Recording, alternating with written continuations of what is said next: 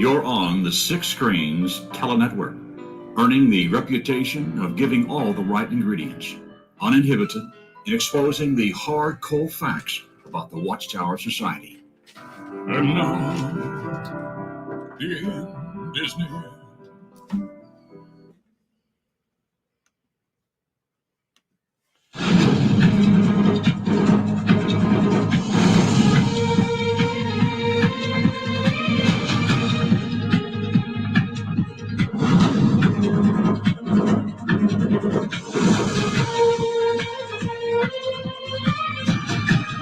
Well, here we are, another Saturday night, and we're so glad we're coming on live to give you all the information you need on what's going on behind the curtains of the Watchtower.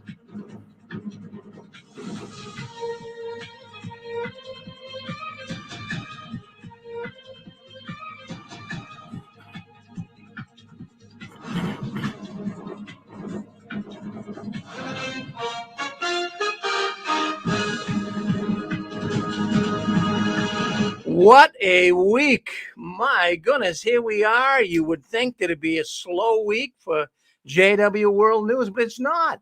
Every Saturday night, there's something going on here, and we've been searching the internet all week long, coming up with all kinds of news, critical news concerning the Watchtower. Well, my name's Rick Ferrer, and I'm coming to you from the apostate capital of the world, right up here in Boston, Massachusetts. We got a lot of apostates up here. Yeah, this is one of the first places in the whole country to start seeing a proliferation of apostates from the Watchtower. I'm not sure why. Maybe it's because that's where the headquarters of the witnesses are. And a lot of people just are close to the organization up here, their headquarters, and kind of disgusted with it, I think. Maybe that's it. But also, it's just an area of the country that never was too connected to religion, never mind a cult. But anyways, you're on here tonight. We do it every Saturday night. We've been doing it for 16 years. We're not going to give up now. We're not. We've never missed a Saturday night. And the reason why we never missed a Saturday night, this is very important. There have been 12 people, seriously, that have emailed me and called me and said them listening to this program has saved their life. 12 people. And not just, trivial talk either. These people were sincere. And not just me. It's just not me that's doing all of this. We have a team here at the Six Screens. We have a number, I don't know if you know it or not, but the Six Screens Telenetwork has right now approximately 17 different programs running. And they're all done by former ex-witnesses. Apostate Babe was just on. She was filling in for another witness that couldn't make it tonight. The name of the program is Touched by the Tentacles of the Watchtower. We start here every Saturday night at 5:45 p.m. So, and then we go to the wee hours of the morning. It might not be over till 6 o'clock tomorrow morning. People talk all night long with their concerns about the Watchtower. So that's why we do it. And I know many, many people are relying on this program. I mentioned a few weeks ago, I said, there's got to be someone out there right now that's in a room all by themselves. They're being shunned. Their relatives, their friends have all deserted them. And they're in a room by themselves somewhere. And I got an email. I got an email from a fella, and he said, Rick, you're talking about me. So I know there's people listening in here tonight that are really feeling down and out because they've been drastically touched by the tentacles of the Watchtower. So, yeah, we enjoy doing this. I enjoy doing it. This is my favorite night of the week to have you guys all come in. We can discuss things. Now, I'm going to tell you something very, very important, and it's so meaningful. If you guys can speak up and talk, if you're on a telephone line, you can speak up and you can talk to us. And even for the first time, we'll be getting a lot of first-time callers. That means so much. That's what the audience likes. They like it when they hear all these new ones, and we never know who's going to call in, right? Because this is a live program. We don't edit it. We don't. This is all in real time. So you never know who's going to call in. Maybe even someday a renegade governing body member might call in. But we're really the only platform that does this like this, where we don't screen callers. We just let them call in and check in with us and see what's on their mind. So if you got the courage to do it, well, why don't you speak up and see if you can't come in and at the same time be our guest. You can speak up and talk about it. Hey, we got a good program coming up tonight. If you're just listening in, at the end of the newscast, say around 8:30 tonight, you guys heard about that murder, right? With Smurf girl's relatives. She lost 3 relatives. Her Jehovah's Witness uncle killed, murdered 3 of her relatives. And she's going to come on tonight. She's going to talk about it. It was all over. It was all over the internet, all over YouTube, all over Facebook, the forums and what have you. But Veronica's going to come on tonight and she's going to talk about it. I just got off the phone with her. So if all goes well, of course, it's a hard thing to talk about, but she wants to get it off her chest. She wants to tell you guys what took place so you get the real story right from her herself. So she'll be on with us at 8:30 Eastern time. So by all means, stay with us for that. Well, let's see. We're gonna get. What's that, Thomas? How long ago did that happen? That happened on the 15th, I believe it was the 15th of December, just a few days ago. Yeah, just a few days ago. Did you hear? Did you see it, Thomas, on the internet? No, it's the first I knew about it. I just hadn't been on a whole lot lately. Boy. Yeah, in fact, her uncle was out in South Dakota, and her uncle, we'll get into it. We'll give you the whole story. It was on the news and everything, so we'll get into it, and you'll hear the whole story. So stay with us. You'll be coming on about 8:30. Well, thank you for coming in and wanting to be part of our program tonight. And we enjoy giving you the top stories. I searched the internet all week long. I try to come up with, well, the most critical stories. They're not in order, but they're here. So anyways, one of the stories we're going to be talking about tonight is the February 22nd Watchtower. And that's going to be really a blockbuster once again for us apostates. We can pick this one up and run with it. We can put a lot of legs on it. Here the Watchtower goes again, blindly instructing ones in the organization to follow them blindly. Again, they are emphasizing how witnesses are not to trust themselves. And even though some of the things the Watchtower is going to say, it doesn't sound logical, it doesn't sound practical, but the Watchtower is saying, believe them anyways. So we're going to talk a little bit about that tonight. I found that article very, very interesting. Most Jehovah's Witness articles in the Watchtower, as you guys know, they follow a certain formula, right? They follow a formula of setting up their arguments generally with biblical examples. If you examine Watchtower magazines, they usually start off with a formula, like I say, and it's biblical examples on why the witnesses should be doing this, because some of the old prophets and some of the old folks in the Old Testament did this that way, and they kind of start off that way, and then they waffle on for a bit, and then they get to the point. And, I used to notice this even when I was a Jehovah's Witness, a full-fledged, anointed Jehovah's Witness of all things. When I was really steeped in this religion, I noticed that paragraph 16, that was the clincher. That was the hook right there. They'd kind of build up into a crescendo. And around paragraph 16 is when the real meat would be seen. Now, as I was reading this Watchtower, right off of jw.org, the February 22 edition, I was thinking, what are they really trying to say here? Well, what is the point of this article? And it seems to me, beginning in paragraph 12, and I'm going to read it right verbatim, right off of the, I'm going to read it right here. So let me just first of all make a few statements, then we'll get into the meat of the article. But the reason why I wanted to bring this up tonight, I was wondering if they're setting up for a mass disfellowshipping. It seems like there's going to be a whole lot of people being disfellowshipped. That's what I'm reading from this latest, one of the latest Watchtowers. What's one of the biggest threats to the Jehovah's Witness religion today? There's so many people that are on the fringe, those that are inactive, but are still in contact with friends and families, and who may be trying to wake their family members up. So don't you think for a minute the Watchtower isn't aware of this? They know of all these PMOs, right? Physically in, mentally out, and they know they're not really full-fledged witnesses. They're just going through the motion. The Watchtower, to me at least, in view of this February 22nd Watchtower magazine, it seems like they're getting their cage rattled a little bit. They're getting nervous because they know so many people are on the fringe.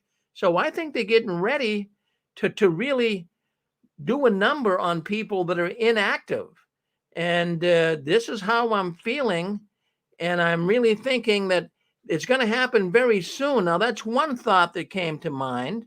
And I'll get into the article, I'll read right from it here in a few minutes. But I wanted to give you my overall thought on it.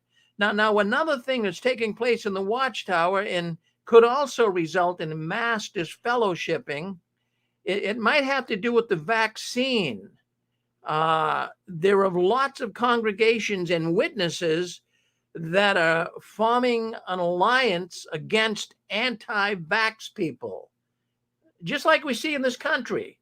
There's many people that haven't got vaccinations and they're being somewhat discriminated against. You can't go in a movie, you can't go in a restaurant.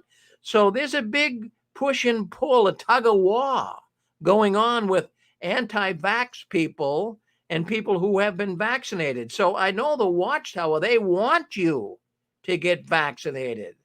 And I'm thinking they're getting to the point that they might even disfellowship you if you ignore the direction from them to get vaccinated, because that's their message. The Watchtower is encouraging.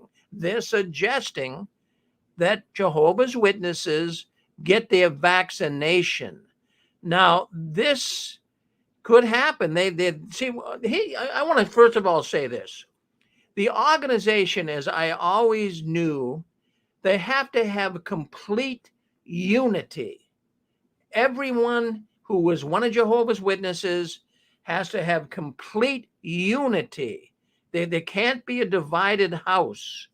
And they maintain this complete unity by disfellowshipping ones that don't agree with their teaching, right? You guys all know that.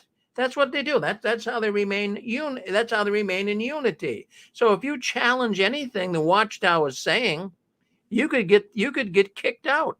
So anti-vax, if you don't get vaccinated, and we're going to play a clip tonight from a governing body member really suggesting it, and I've been doing that right along here from this JW broadcasting they have every month. They're pushing witnesses to take the vaccination. So I'm thinking if you're a witness and you're dragging your feet and you're not getting vaccinated, you are going to be an anti-vax JW, and you are a threat to their unity. Yeah, a divided person, a person causing divisions. And I do believe that one could just be disfellowship for not getting the vaccination. And perhaps he'll be given a certain amount of time, as they were with getting people to stop smoking. Remember, they gave them 6 months. You got to stop smoking in 6 months, or we're going to disfellowship you. And also celebrating Christmas. It was also, they gave you a little time period to sort through all this. So there's something big coming. Something very big is coming. Now, another thing, as I examine some of their latest literature, they're all over the map. I mean, you could put legs walking all over the place. So what I'm thinking also, there's another thought that came to my mind when I was reading the February 22nd study edition of the Watchtower. I wonder if there's something big, I mean, legally big, coming down here. Is the Watchtower kind of preparing the witnesses for something that they're going to be charged with in a big way? Something legally, a big lawsuit or criminal charges or something? This is also running through my head. I'm feeling a big lawsuit that could really make the headlines, and the Watchtower is going to be losing. So, they're going to prep. I've always said it, folks. I've said it. They tell you before they tell you. They've got to acclimate you. They got to prime you to know something big is coming. So let me get in here. I want to read some of this to you. I want to get in here and read some of this right out of the Watchtower itself. Now, this is the February 22nd Watchtower. Do you trust Jehovah's way of doing things? That's the title of the Watchtower article, February 22nd, 2022. But let's go down to the meat. Like I say, it all starts here around 12. It starts here around 12, paragraph 12. So let's go down and read that and see if you can't make sense out of it. And we'll discuss it together, because something big is going down here. This article, something's wrong here. So I'm just going to read you a little bit. I'm going to read paragraph 12. Jehovah has entrusted the elders with a weighty responsibility of keeping the congregation clean. If a Christian commits a serious sin, Jehovah expects the elders to determine whether that individual can remain in the congregation. All right, you got that. Among other things, they need to find out whether the person is truly sorry for what he did. He may claim to be repentant, but does not truly hate what he did. He is determined not to repeat his. Is he determined not to repeat his sin? If bad associations led to the wrongdoing, is he willing to cut these associations off? Then it says the elders prayerfully consider the facts in the light of the scriptures, taking into account the wrongdoer's attitude toward what happened. Then they decide whether the wrongdoer may remain in the congregation. In some cases, he must be disfellowshipped. All right, so paragraph 12, just cutting to the meat of this, they're talking about if someone's doing something wrong, then they're going to have to face judicial hearing. Now, generally in the past, and I want you to listen to what I'm saying here, because generally in the past, a person would have to answer for their charges, gross charges, bad charges, if they're doing something very gross. I mean, if they've been caught in immorality, if they've been caught smoking, if they've been caught on apostate websites, they would be automatically called in. But what they're seeming to say here is it's just if a person is not even, if they're really not even, if they're just inactive, let's go with that. If they're inactive, it seems to me like, to the article here, and I'll read more to you, that they're actually being concerned about ones that aren't coming to meetings regularly, some that, witnesses know went off and they can't really say for sure, but they know they have bad association. They know they might have committed immorality. So they're putting these people now in a very precarious light. They're being looked down upon as people that would be as bad as disfellowship ones. So anyways, how might our trust, I'm reading this from the article here, paragraph 13, how might our trust in the elders be tested? If the person who is disfellowshipped is not a close friend or relative, we might readily accept the elder's decision. But suppose a disfellowshipped person is a close companion, we might worry that the elders did not consider all the facts, or we might wonder whether they truly judge the matter the way Jehovah would. How can we maintain a proper attitude toward the decision? Evidently, what the Watchtower is faced with right now, if someone in the congregation got disfellowshipped, and you really didn't know them that much, you didn't chum around with them, or even heard a person was in another congregation got disfellowshipped, it just doesn't bother you. It doesn't bother you too much. Okay, they did something wrong. But what about when the Watchtower here is suggesting, what happens if that one is a close relative of yours or a good friend of yours and gets disfellowshipped? How are you going to treat that one? So that's really something the Watchtower is faced with right now. Is there's a lot of people who are disfellowshipped, and evidently the Watchtower is seeing they're not the rank and file, many of them are not staying away. They're still kind of connecting to these disfellowship ones.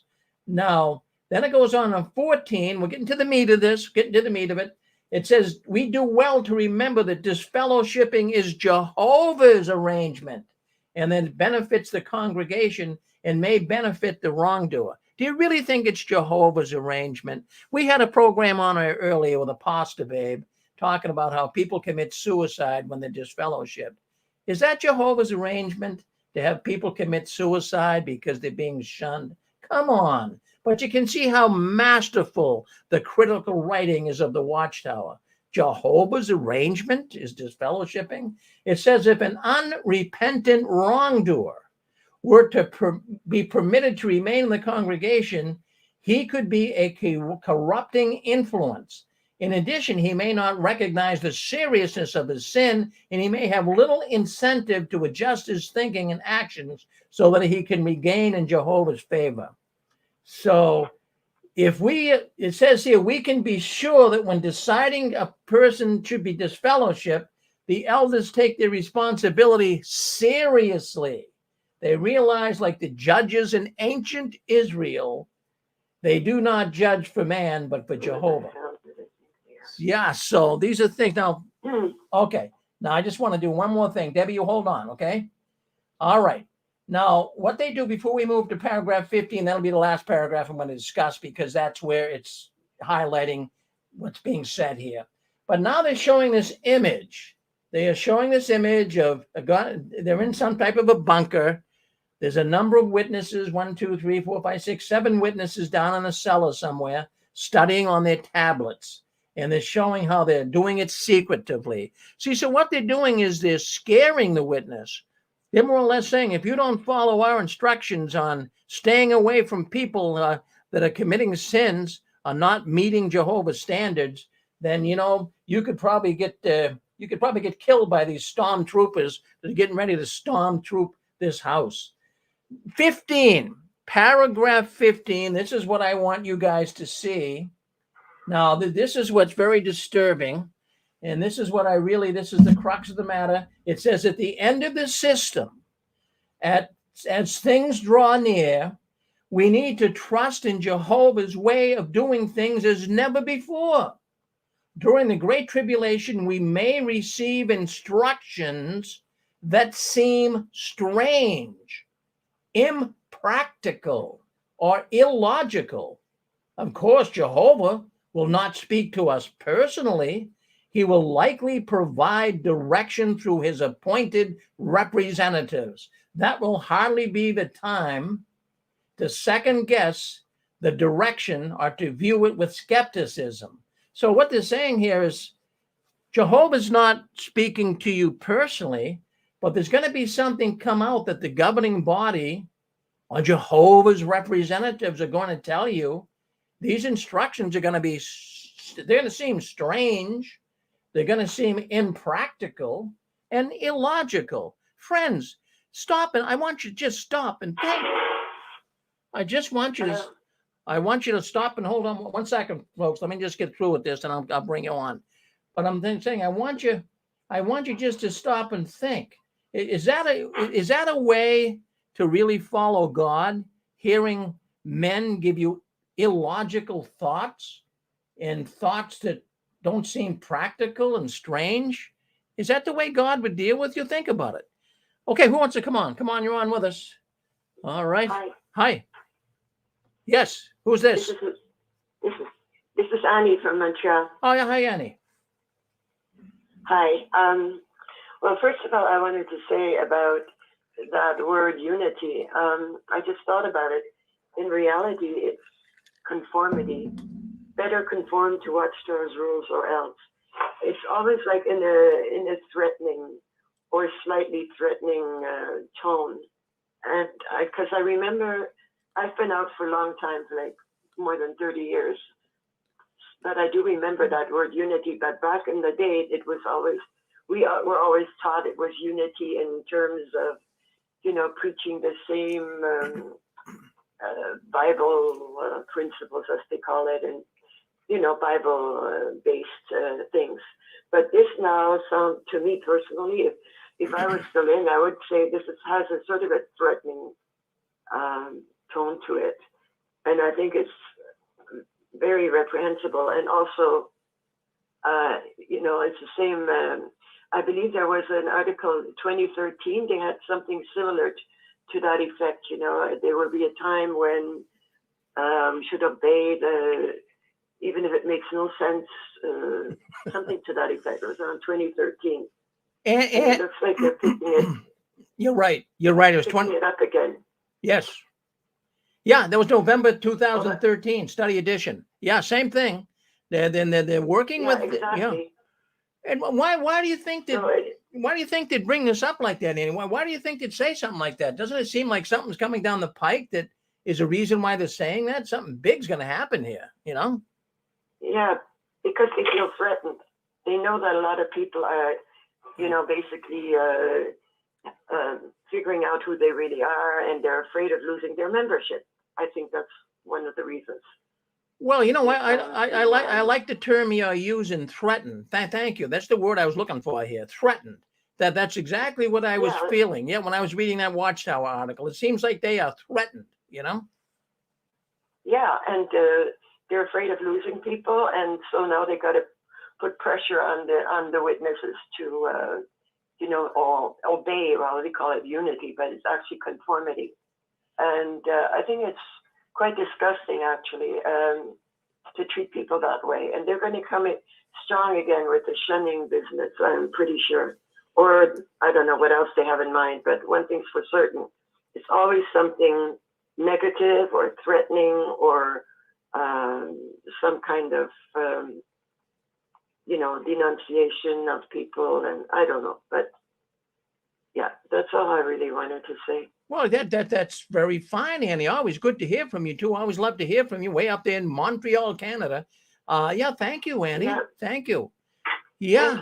Thank you. And Merry Christmas to all of you, by the way. Well, thank you too, Annie. Same to you. My goodness, thank you very much. Don't be a stranger, we love to hear from you. We'll hear from you soon. I like the word that Annie used there, threatened. That's what, as I was reading this article now here's what I'm getting. Obviously, they want to really get rid of the real bad apples in the congregation, right?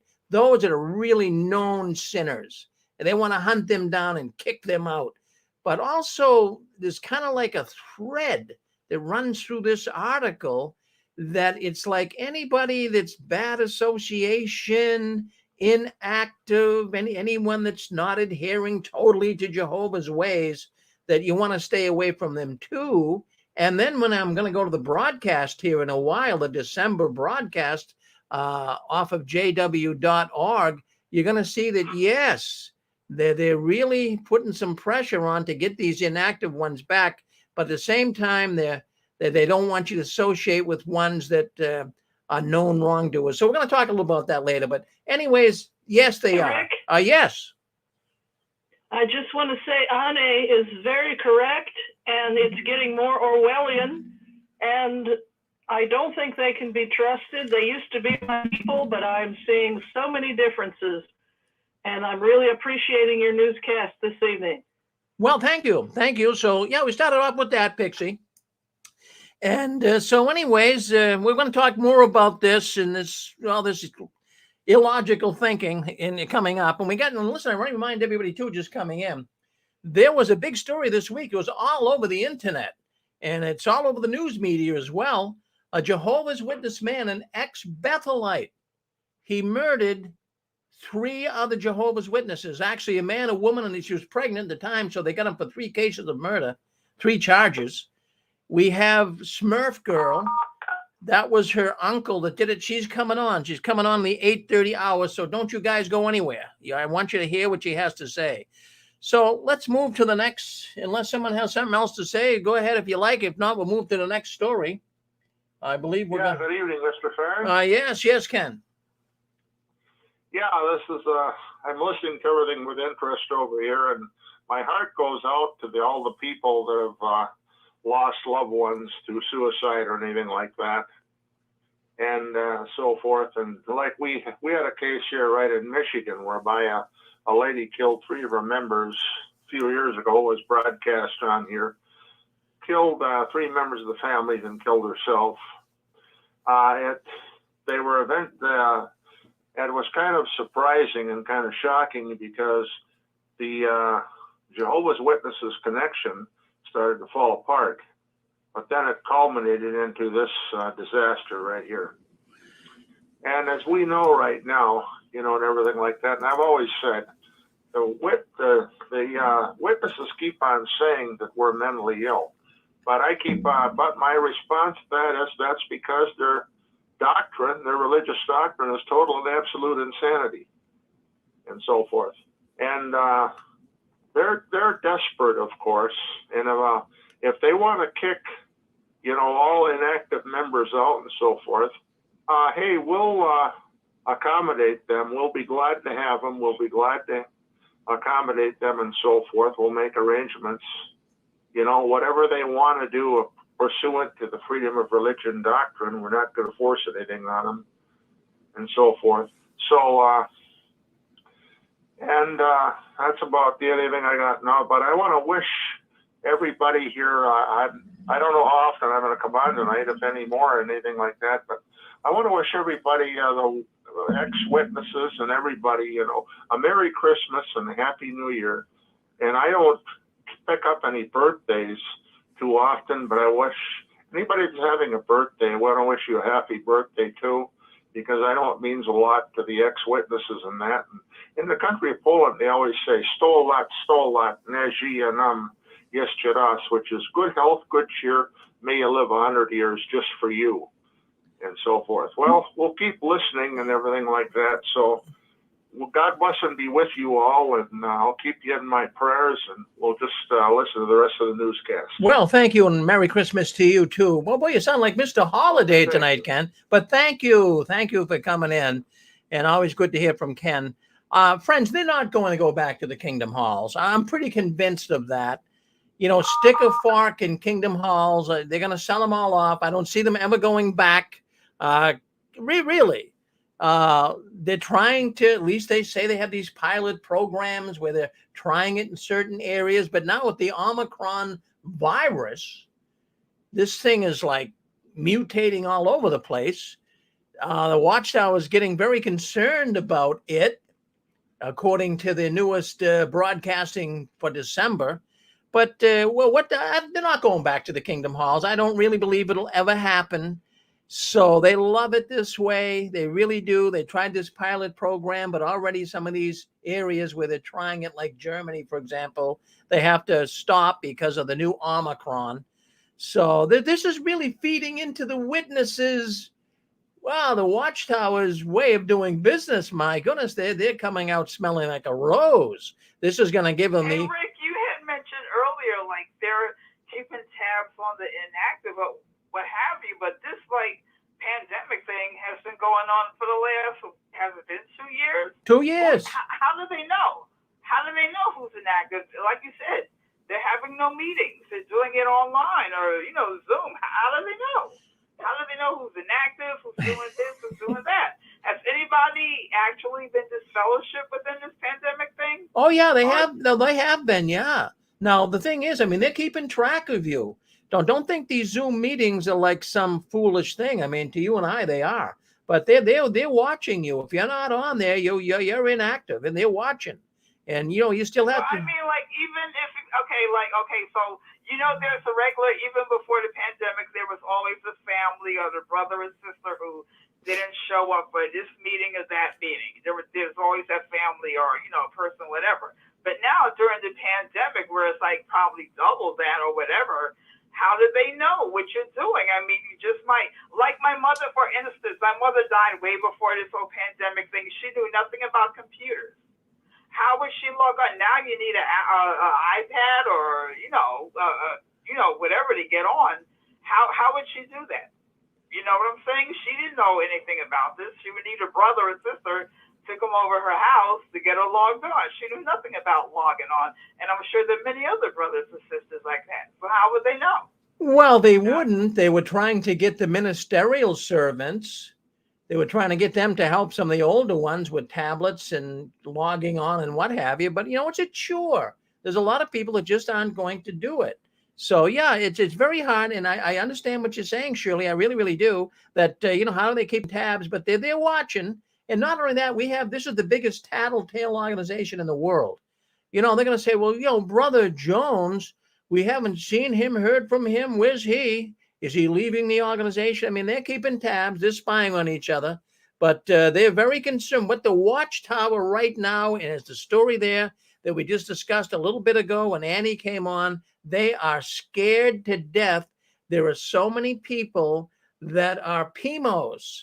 There are so many people that they know don't believe this anymore, and they're so afraid that these PMOs are going to get to those that are entrenched and talk some sense into them.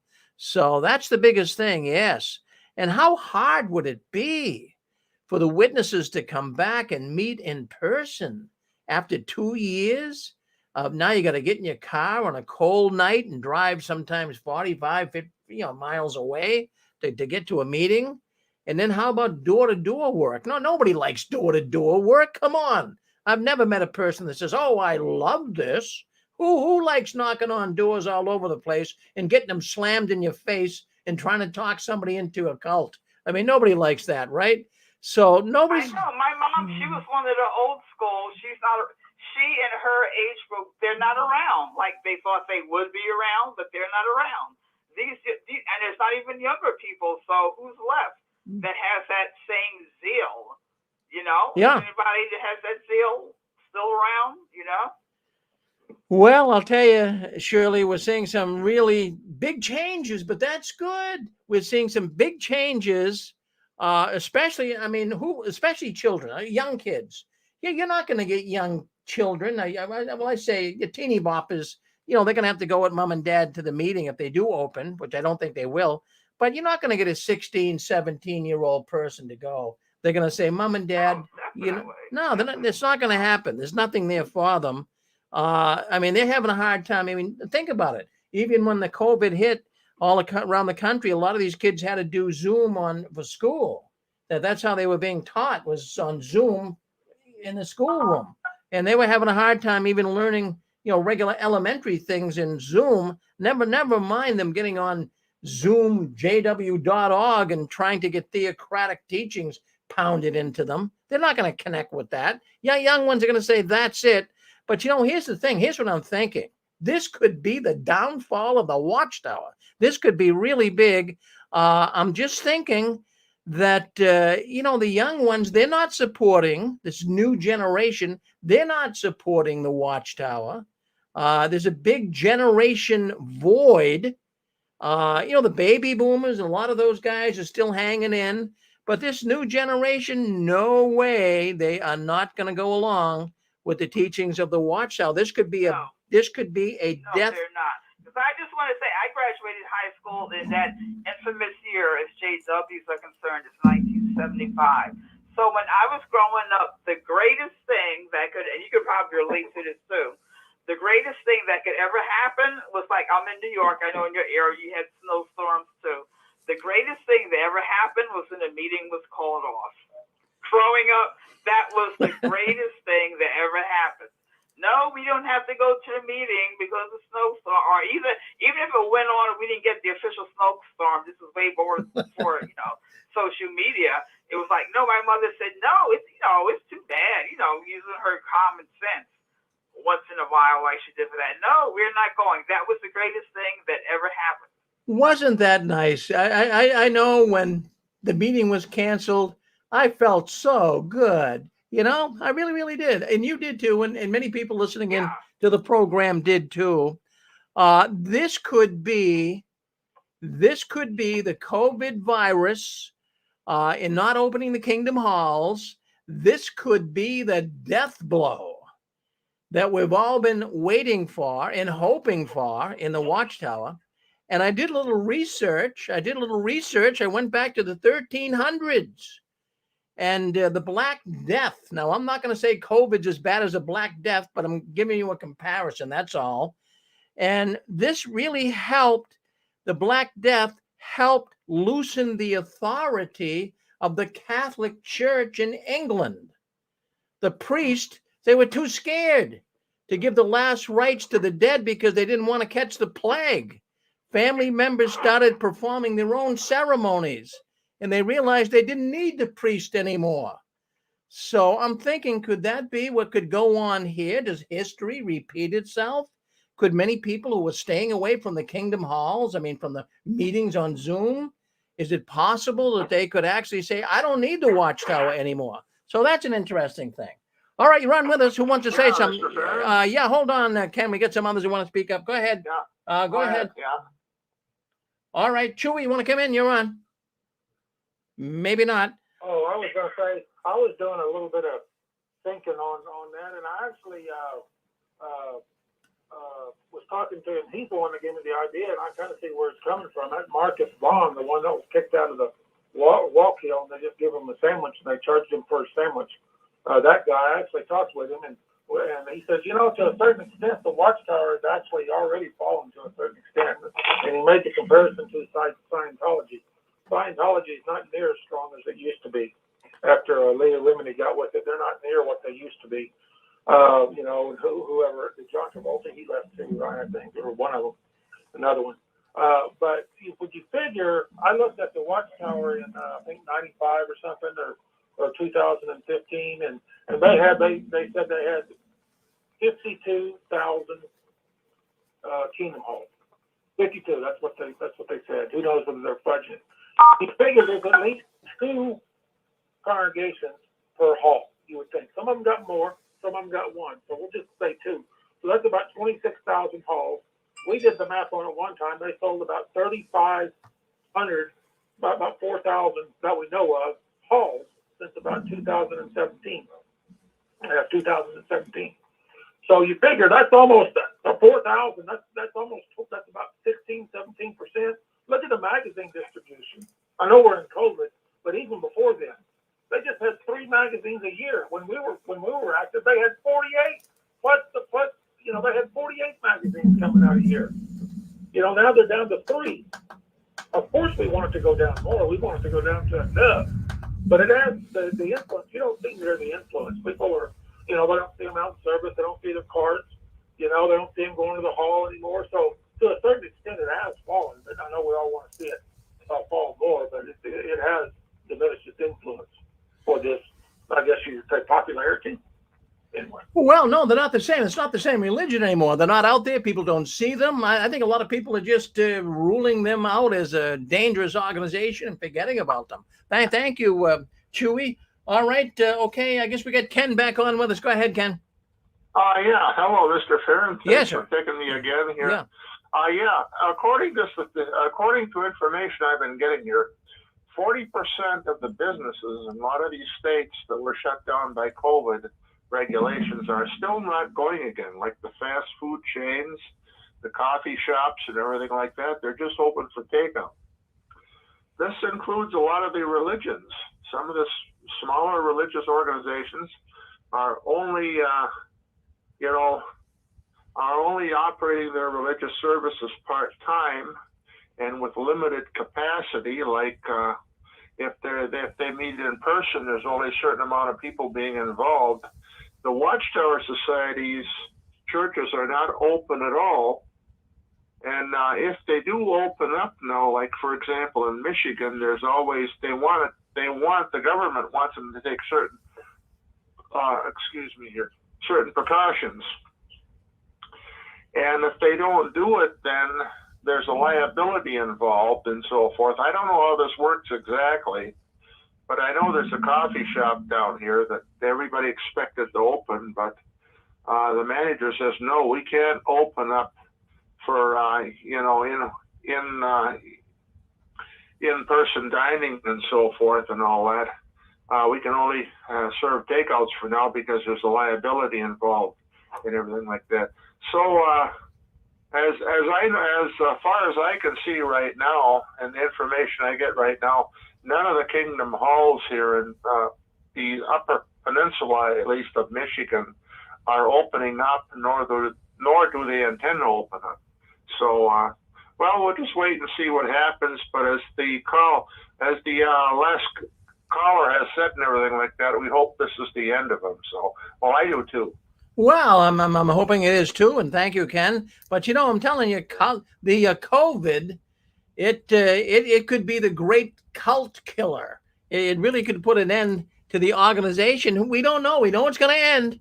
We don't know how it's going to end, but this could be the way it's done.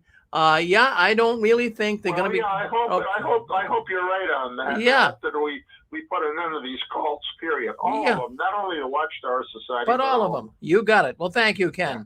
So, anyways, we do realize that they are hemorrhaging not only money, but they're hemorrhaging people. People are leaving left and right. And as we said earlier, this pilot program, they started this a month or so ago, opening up Kingdom Halls in certain places. It looks like that already is in jeopardy. They just closed a bunch of Kingdom Halls down where they were trying to meet in Germany. So, and I guess other places as well, from what I see coming across here on the internet. So, anyways, we'll move to the next story. Go ahead. Yep. Hey, Rick, I was gonna mention. I think a lot of people with this pandemic have, they're stuck at home doing those Zoom meetings and everything. They've probably done some research and got online and checked some of the history of the Watchtower out, and that probably helped a lot by getting some of them people out. That's what I'm thinking. Well, I think you're thinking right. I don't know why they wouldn't. I believe they really, really would. I believe that they would check into things. They have time to do that. They're on the internet and they're going to check in and see some of this stuff, Yeah. All right. So anyways, we're going to bring on another story. Thank you. Thank you very much for coming in, Jeff, and giving that comment. Always love to hear from you. So JW Broadcasting update number 10. I know you guys don't get on jw.org. Well, I hate getting on it myself, to be quite frank. But I do it for the sake of the news here. I got to do it. Sometimes I feel like getting a barf bag. But I come up with, they got the JW Broadcasting Update 10. That's the December broadcast. Tight Pants Tony, the man that was caught in the liquor store buying $1,000 worth of Macallan Scotch. Well, he gave the update right from the world headquarters of Jehovah's Witnesses. And I'll tell you what, it's quite fascinating. We're going to play it for you. If you're on Facebook, if you're on YouTube, you're gonna be able to hear it, and you'll hear it too if you're on the other networks as well. We're on 4 different platforms here, so let's see if we can't get that up here. And it's right here from what I see. Let's bring Tony Morris on and see if we can't get him to talk to us, talk to the Six Screens audience tonight. Let me just plug our. Let's just plug our little sound clip in here. So let's listen into Tony. Well, let me just change the speakers here. All right. Okay. External speakers. Okay. So let's listen into Tony and see what Tony has to say. This is the JW broadcast. But maybe before we put Tony on, maybe I'll just come in and just give a little feeling for what's happening. Tony Morris came on. And he's going to tell you right at the outset that 25,658 Jehovah's Witnesses died from COVID as of December 10th, 2021. 25,658 Jehovah's Witnesses died from COVID. So the question that I'm going to ask at this juncture, how are Jehovah's Witnesses, how are Jehovah's people being protected by him if 25,000 plus people have died? Now, I did some research and I looked into the per capita mortality rate with the COVID virus worldwide. And the Jehovah's Witnesses, if my mathematics are correct, which I think they are, you could challenge me if you want, but what I did is I checked things out. Now, the Jehovah's Witnesses are saying there's 8.5 million Jehovah's Witnesses. So if that's the case, I did some mathematical equations here. So I'm finding that the per capita mortality rate in the Jehovah's Witnesses is 4.5 times greater than the worldwide rate. Well, wait a minute. Isn't Jehovah supposed to be with this organization? So that's what I came up with, 4.5 times greater. And these are the witnesses. And I know Jehovah's Witnesses will use the time and unforeseen circumstances, as they always do, to excuse these things. Well, they're dying, it's unforeseen circumstances. So I'm just saying here that aren't people realizing that all of these dead Jehovah's Witnesses, aren't they concerned that Jehovah hasn't helped prevent them from dying? So let me just give you some numbers here. If we're talking 25,000 plus witnesses died, that would be equal to 256 congregations, 20 circuits. Friends, this is big time. No wonder why the governing body is pushing to have every Jehovah's Witness vaccinated. Look at all the donations they're losing. They're thinking, geez, we got to get everybody. Yeah, go ahead. Hi, this is Tara. Yeah. So my theory on that is, I feel like since they're mostly uneducated for the most part, they haven't been able to work from home. And I think proportionately they're like labeled essential workers and just have been out in the workforce more. That's kind of what I've seen just in general. And they're more exposed to it. So they're not getting exposed to it at the Kingdom Hall, but they're getting exposed to their jobs because a lot of them can't work from home. Yeah, so what would that equal monetarily? Would that hurt the Watchtower?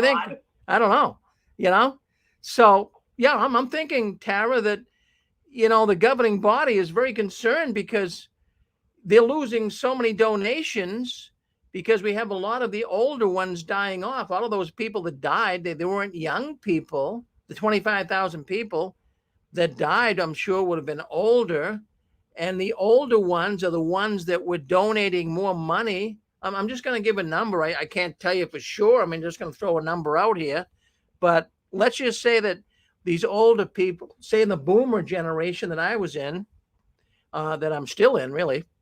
But let's say that they gave $1,000 per year. So if we have 25,000 older Jehovah's Witnesses that died in COVID, let's just use some round numbers here. Say 25,000, and they were giving $1,000 per person a year. You know what that equals? $25 million. So, there's some big money here being lost by the Watchtower.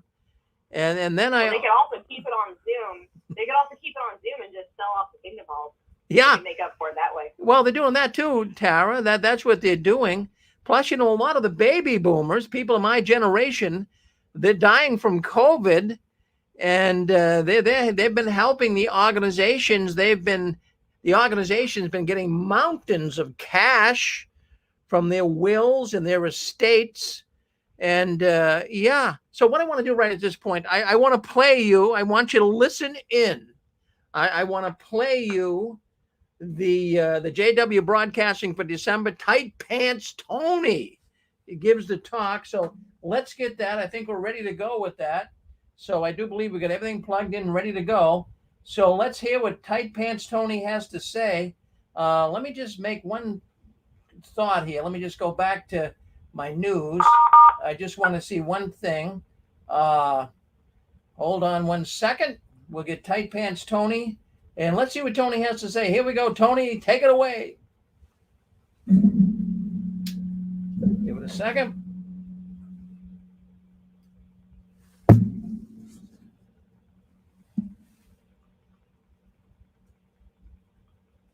In this update, we're going to talk about how we can make good use of our time during the pandemic.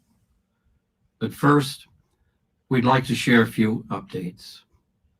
We're sad to report that as of December 10th, we have lost 25,658 brothers and sisters to COVID-19. Our prayers are certainly with all who have lost loved ones.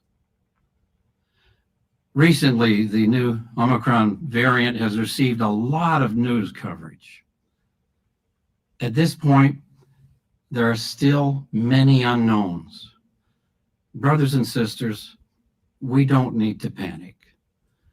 Keep following the same basic precautions that have worked well. Wearing masks, physical distancing, frequently washing our hands, and getting vaccinated if possible. In the 2021 governing body update number 7, Brother Loesch mentioned that over 80% of the worldwide Bethel family was vaccinated. We are glad to inform you that now over 99% of our worldwide Bethel family is vaccinated. And so are over 95% of our special full-time servants in the field. Many of our brothers and sisters have had good results from the... Well, let me just stop there for a second. Now, don't you feel here that this governing body member, don't you feel he's pushing the vaccinations? He's telling you, he comes on first of all telling you 25,000 plus Jehovah's Witnesses died. Then he's telling you that 99% of the Bethelites have been vaccinated. So that is, he's pushing you. He's pushing you to get vaccinated. There's no ands, ifs, or buts about that. So let's listen in. I want you to hear the rest of this, but I find that rather fascinating. Why is the Watchtower even poking their nose into this? What gives them the right to do this? But they're doing it. We'll discuss that later. Let's see. Let's put Tony back on. Being vaccinated.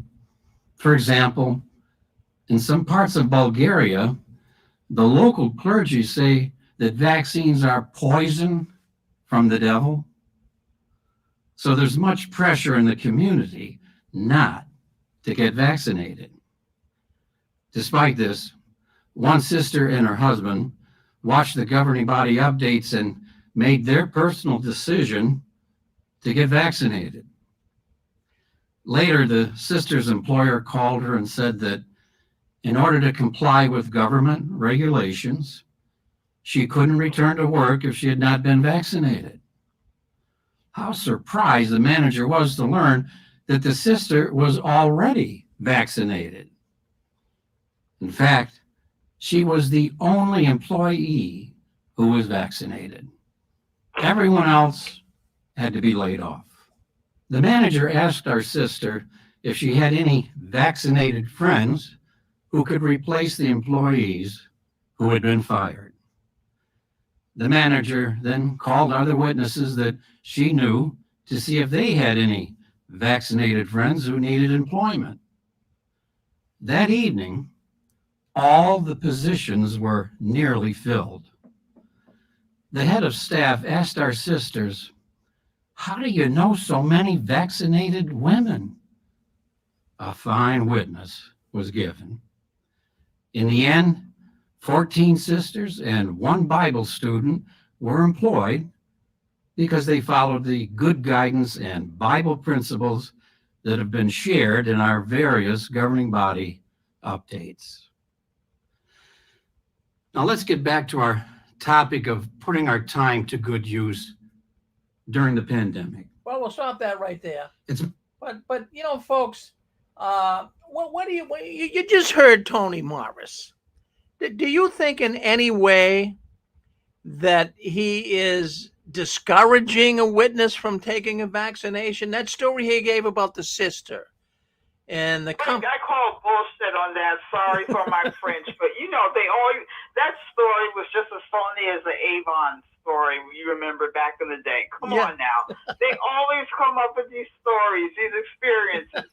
Oh please, like the sister, the only one that was vaccinated in a company. I know there are small, large, places of employment, but come on now, that's just as phony as that Avon story going on back in the day where the guy saw two angels on each side. He was going to kill her. Come on. They always come up with this. Oh, you're absolutely right, Shirley. You're absolutely right. That I believe is a phony baloney story. So, but what the message, I'm looking for the hidden message, and it's not even that hidden, but the underlying message here that they're trying to get across is get your vaccination. That's what they're saying. Really, they are really pushing people to get the vaccination. Really, if something ever goes wrong with this vaccination, I'm wondering, if the Watchtower could be put on the hook for it, but where the vaccination still is for emergency use only, I looked it up today on the internet. You cannot sue the government or anybody. Only under unusual circumstances, which would be hard to do, could you sue. So, they're putting themselves out on the hook, but they can't be sued for it because it's not really it's an emergency use vaccination only. So, I don't know. I really don't know why they're doing this, but I can only, the only thing I do, I get on the money trail. What I do when I scratch my head and say, well, I wonder why the Watchtower is doing this, you got to get on the money trail. Generally speaking, money is involved. And as I said even earlier, some religious organizations, and I'm sure the Jehovah's Witnesses had their hand out. I've talked about this on previous JW World News broadcasts.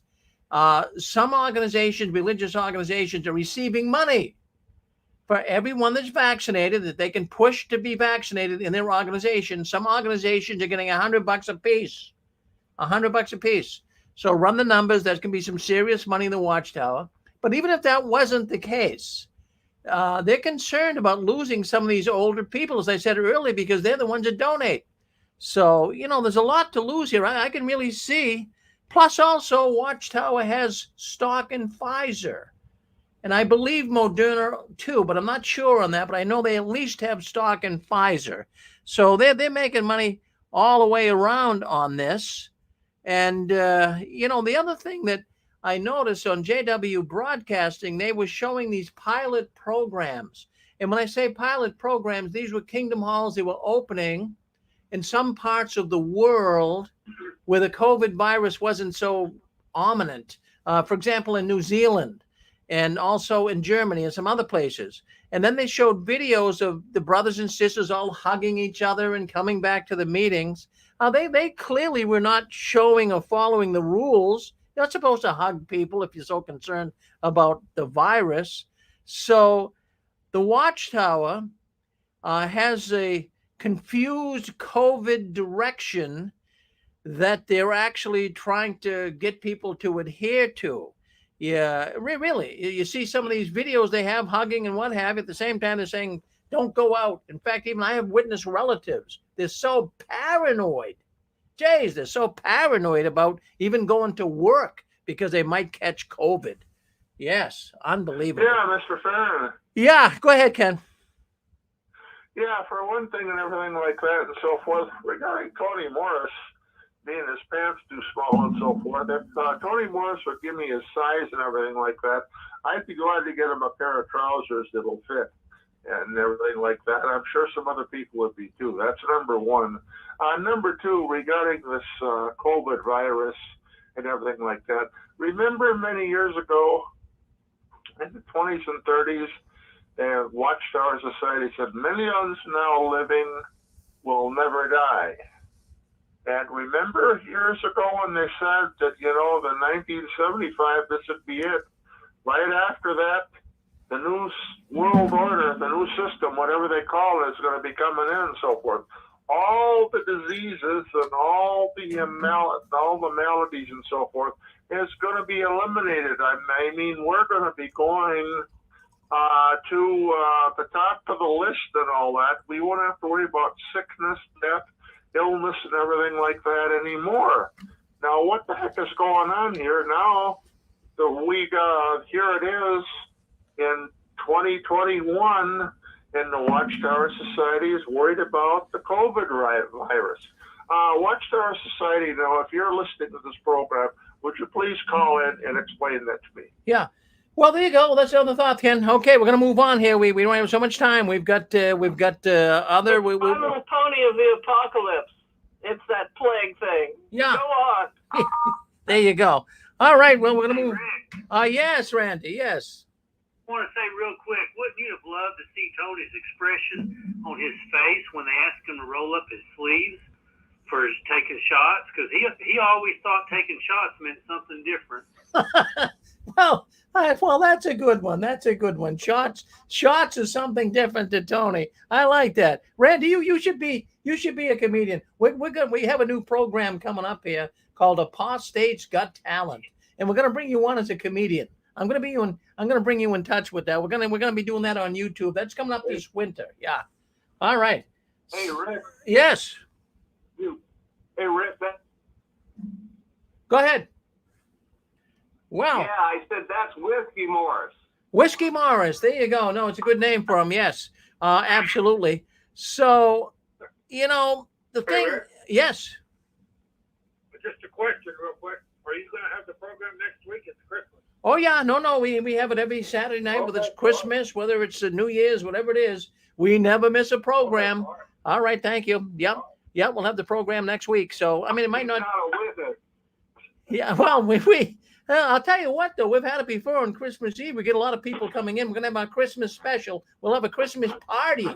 We'll be giving away all kinds of gifts and what have you. So that'll be next Saturday night. Our Christmas party right here on the 6 screens.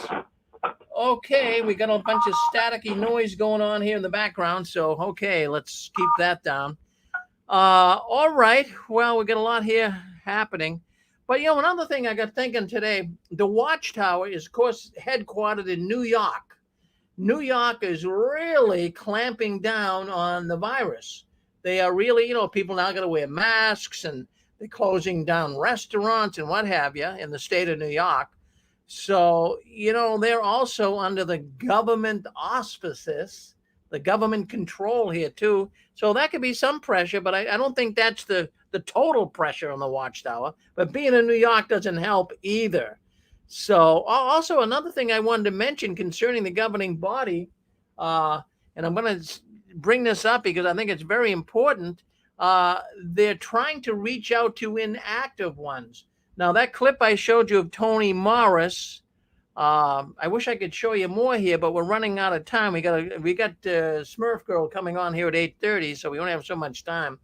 But what I want to say in that same video just showed you, JW Broadcasting in December, they're reaching out, the latest governing body update with Tony Morris, they're reaching out to inactive ones.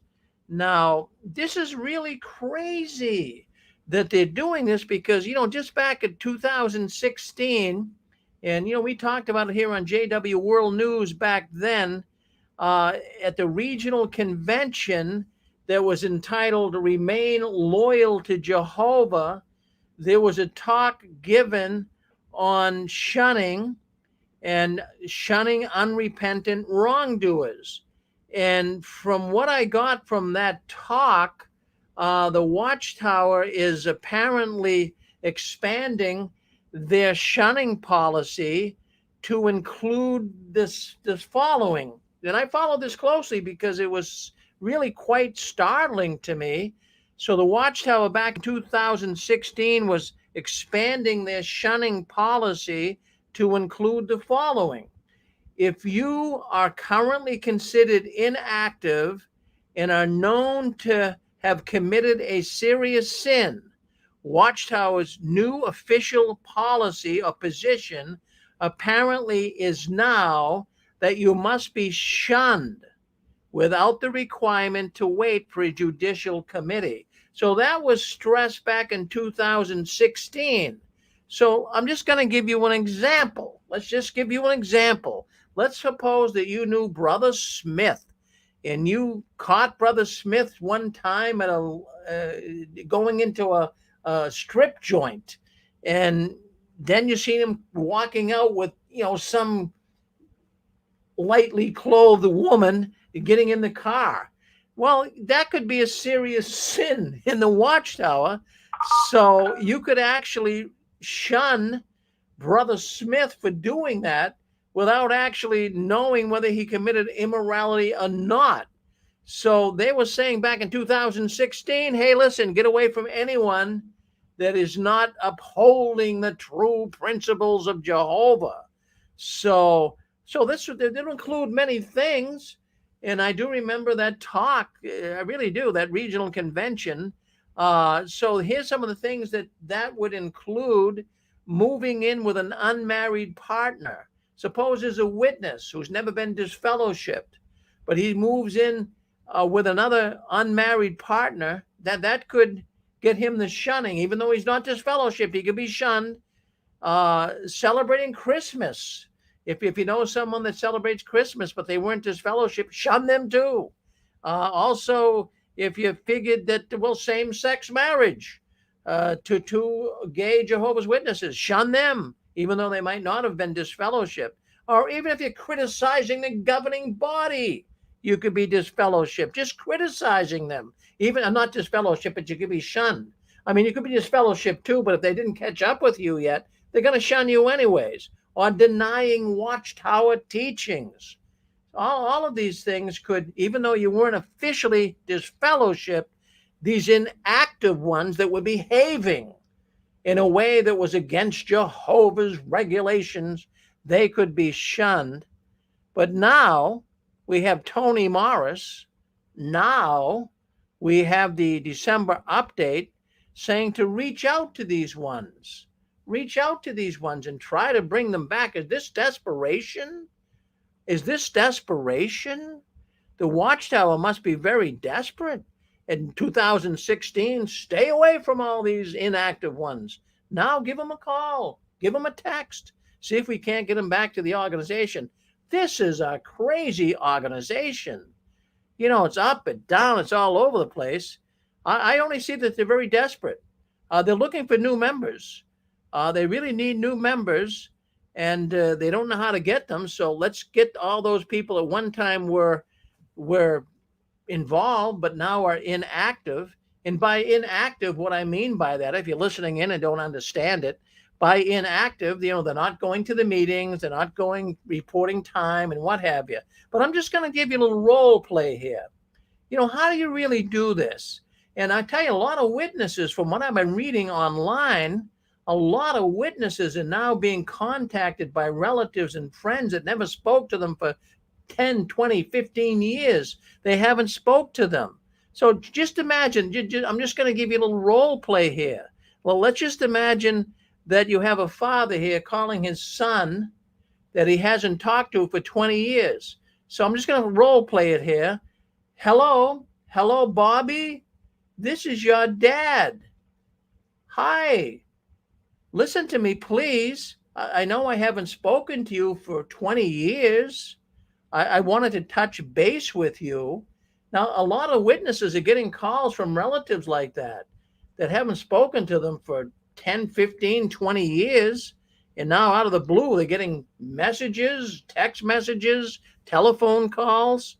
So, I mean, poor Bobby here, what's he going to say? His father's talking. He's calling him up. Hi, Bobby. Haven't talked to you for 20 years, but I'm just checking in with you. What are you going to do with a guy like that? I mean, really, Bobby says, I'm sorry, sir. I'm sorry, sir. You must have dialed the wrong number. You know, really. Because a lot of these people that have been displaced and shunned for 20 years, they no longer have a desire. They treat the person who left them, they treat the person the same way. They've died.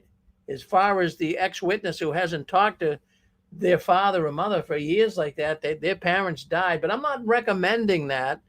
I mean, on our program here tonight, you know, if you do get a call. The real prodigal son story can be a beautiful thing as your parents age. Yeah. If something like does happen, go back. You got it. I'm with you. I'm with you. Absolutely, Pixie. So I'm not saying that would be the way to handle it. If any of us out there get a call, I mean, even my daughter hasn't talked to me for, say, 15 years. If she called me tonight, I'd talk to her. So, you know, I'm not saying, but the witnesses, what I'm saying the witnesses are doing here, the organization Watchtower, they're pushing all of these Jehovah's Witnesses to call their inactive ones and bring them back into the organization. Hey, you're on with us. Go ahead. You're on JW World News. Who wants to say something? Go ahead. Yeah, Mr. Farron. Hold on, Ken. We've got more people calling in. Let's give them a chance. Okay, we got, I believe it's Oregon. Is it Oregon? 128 area. How's it going? Yes, doing good. Yeah, so it was funny thing was when I first started up from Canada, and like I left the Jehovah's Witnesses when I was like 16, 18. When it all started happening, I told my parents, like, if this is going to happen, like they wanted this to happen for a while, why don't you look up the patents? Why don't you look up the people who own the patents who have been funding this stuff, right? And I knew the vaccine passports were going to come in well before the vaccines were even allowed to come, right? So I told my parents like over a year ago, and they said that would never happen. And it looks like it's going to happen now.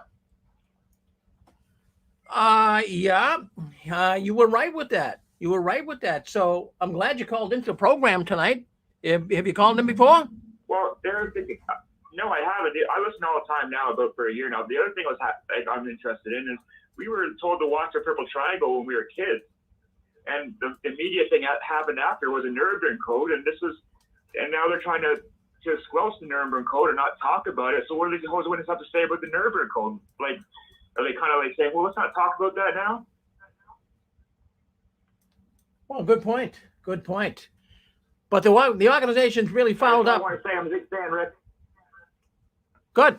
You don't go. I love your stuff. Bye. Well, thank you. Thank you very much. Thank you very much. Yeah, we've got we got a lot of people calling in tonight from pretty much all over the world, from Canada and other places. We got people listening in too from the United Kingdom, and we're so glad. We're so glad that we have people now coming in and listening into the six screens. And don't you? Yeah, Mr. Farron. Go ahead, Ken. Yep, you got about. We're running short here on time, so go ahead, make it short. Okay, well, I'm just going to make this brief right here. We have a lot of callers come in and everything like that to try to make contact with their families. And their families either hang up on them or so forth, and they tell them, well, we're not going to talk to you and so forth. We hope that changes and everything like that, and I'll definitely keep you in my prayers. And I definitely hope that there's a change of heart on those people that have got a hard heart and not contacting their mother, father, uncle, aunt, or whatever it is, their relationship. We hope that we can break this JW cultic, insanity and inhumanity that's been permeating here throughout the JW world. Well, thank you, Ken. Yeah, in fact, I'm with you. I'm with you 100%. Yeah, thank you. Appreciate you coming in, giving your thoughts on that.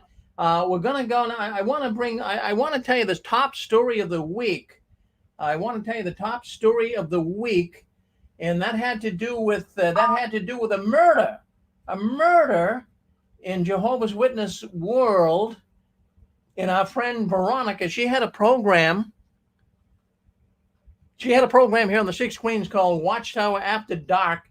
She did the program for about 2 years, and but she's still our friend here, and her program was very, very successful. But we're trying to get her in here tonight to tell the audience what happened to her this week. It was a tragedy. It was really, really a tragedy. It was terrible what happened to our good friend Veronica. Now, what we're going to do is I'm going to play you a clip. I'm just trying to find the clip here that will play you. And for some reason, I don't see it here, but we're going to play the clip. You guys probably saw this online with this week on the murder of Veronica, who is she was a very good friend of the Six Screens. She still is. And she was saddened this week. Her uncle, who is an ex-Bethelite living in South Dakota, actually murdered her other uncle, which would have been his brother, and his wife. And the wife was pregnant. So she was actually what happened is, I think we have Veronica on with us. Veronica, you on with us right now? If you want to hit *6. Yeah. Okay, we have Veronica. We have Veronica on with us. I'm trying to explain the story to them. So why don't you go into it a little bit, and then I'll play the clip, Veronica, okay? The news clip. Oh, yeah. Okay, you want me to explain the situation? Yeah, explain the situation. Let the audience know that this is Veronica. Yeah. Well, she goes. I can give you my real name now. You want? Okay. Well, let's do this. Let's do this. Let's give the people your real name. You go by Smurf Girl. But if you want to do that, I Yeah. don't want to press you into it. But if you want to identify yourself, go ahead. Yeah, my name is Vanessa Hansen, so it's the same last name as those idiots, monsters. And so, yeah, it's pretty bad. So it was my Uncle Brent that is the younger one of the two. He killed my Uncle Clyde and his wife Jessica. And I found out, I spoke to her sister just like a couple hours ago, which was the hardest conversation no one should ever have to have. She was 8 months pregnant with a little girl. They named her Annika. He was a big Star Trek fan. A lot of Jehovah's Witness men are, and that's like a Star Trek character. So they would name her Annika. So she gave me more details. Oh, I'm gonna get sick. Well, we'll go very slow here. We'll just go very Excuse me, slow. yeah. Yeah, we'll go very slow. And I know it's a very difficult week for you, Veronica. Vanessa, let's go with that. But Yeah. let's just kind of get it out. There's so many people on here that they heard the story. I'll tell you, we had a man on here earlier that was actually in tears. So it's a very emotional Oh. situation. Yeah. So, and a lot of stuff is floating around and they don't know exactly all the truth to this or that. So we figured we'd bring you on so you can give people the real information here, because sometimes people go all over the map with it, but you can give them the real information on what happened. That's good. Yeah.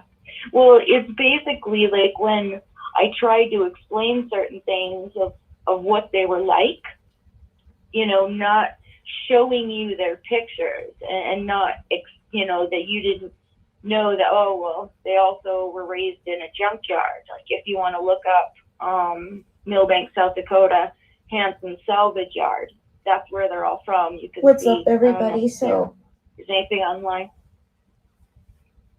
And I didn't know, was somebody saying something? I know that just a clip came up, but don't worry about that. We're all set now. Yep. Okay.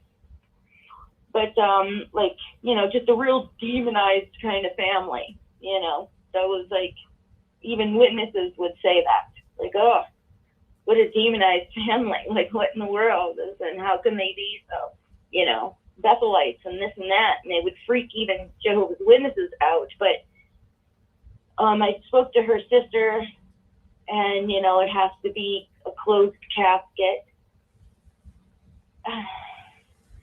Let's just say, like, I don't know if he's going to plead guilty or if there'll be a trial, but if there's a trial, he must have just been so angry. But he's threatened to kill, every member of the family. That's the reason why we moved away when I was 12 from Millbank, and we didn't let anybody know where we were living for fear of that. Like, he had broken into our house and tried to burn our house down, and so I was scared even last year when Grandma died of COVID to go back there, and some weird situations happened, which thankfully I got on tape, and I kept thinking, how do I even put this online? Because I'm scared of these people, and there'd be certain things like I would want to say, and I'd have to hold back, or like, if I say that, and sure enough, my uncle who got killed, he said to me, he goes, are you going to put this on YouTube? And I'm thinking, oh no, like no. And my Uncle Brent was acting all weird. I had to sit next to him when we were eating. And he's talking to my dad, I took pictures of that. And I'm like, uh-oh, if Uncle Clyde knows they're both living in the same place, something bad's going to happen, and it was almost a year to the day. The funeral was on December 12th, and the murder happened like, it was about the 13th is when, because that poor little boy, he's almost 3, my little cousin Ty, he watched the whole thing. Like, the police know he saw the whole entire thing, and he was in that house for at least 2 days. Well, that is with terrible. No food, no water, and chopped up dead bodies. That is what I'm going to do. I'm going to give you a break here. I'm going to play a clip that you put up. I'm going to put one of your YouTube clips up. It shows a little bit about the murder. It shows the news clip out of South Dakota. So you hang on with us, and we'll play the clip, and then we'll come back. I know it's. First of all, we all appreciate you coming on. Everyone listening in here tonight, because they heard this story, and this was the biggest story this week. Well, when I go through the internet and see what's going on in the world of Jehovah's Witnesses, this really was the top story. And I knew that, you're friends of mine. We talked even off of our program and what have you, but I said, we got to have her come on and get this story straight, because a lot of people were mixing it up on Reddit and what have you. But anyways, let's play the clip. You'll hear the clip, then we'll bring you back on. Okay, so hold on, Vanessa. Hold on 1 second here. Let's get in here and play the clip. We got it here, right here. Let's share it. Right. And let's do that right now. And I've got some really devastating news to share with all of you. I just lost 3 family members to murder yesterday by the hands of another family member, and they were all Jehovah's Witnesses. My one uncle, Brent, killed my uncle Clyde, his wife Jessica, and their unborn baby. She was 8 months pregnant. Sorry. She was 8 months pregnant. Good evening. A Millbank man is behind bars tonight, accused of killing his brother and his brother's pregnant wife earlier this week. 57-year-old Brent Hansen faces charges of first-degree murder, along with 3 alternative counts of second-degree murder. Kettleland's Lauren Solik just returned from Millbank with the very latest details on the investigation. Here at the Grant County Courthouse, a $5 million bond, cash only, has been set for 57-year-old Brent Hansen. He is charged in the deaths of both Clyde and Jessica Hansen, as well as the death of Jessica Hansen's unborn child. According to a press release from the South Dakota Division of Criminal Investigation, police were called to a welfare check at a Millbank home Wednesday morning. A separate source told law enforcement there may be 2 people who had died at the home. Investigators say the injuries of the 2 victims pointed to a homicide. That's when DCI was called in to assist. Their investigation led them to Brent Hansen of Millbank, who is the brother of Clyde Hansen and brother-in-law to Jessica Hansen. In Millbank, Lauren Solik, Kettleland News. Court documents show that Jessica reported an assault by Brent back in July. The incident allegedly started when Brent told Jessica that he gave her dog away while she was receiving treatment at a mental health facility. Court papers say that the argument escalated when Brent started hitting Jessica over the head.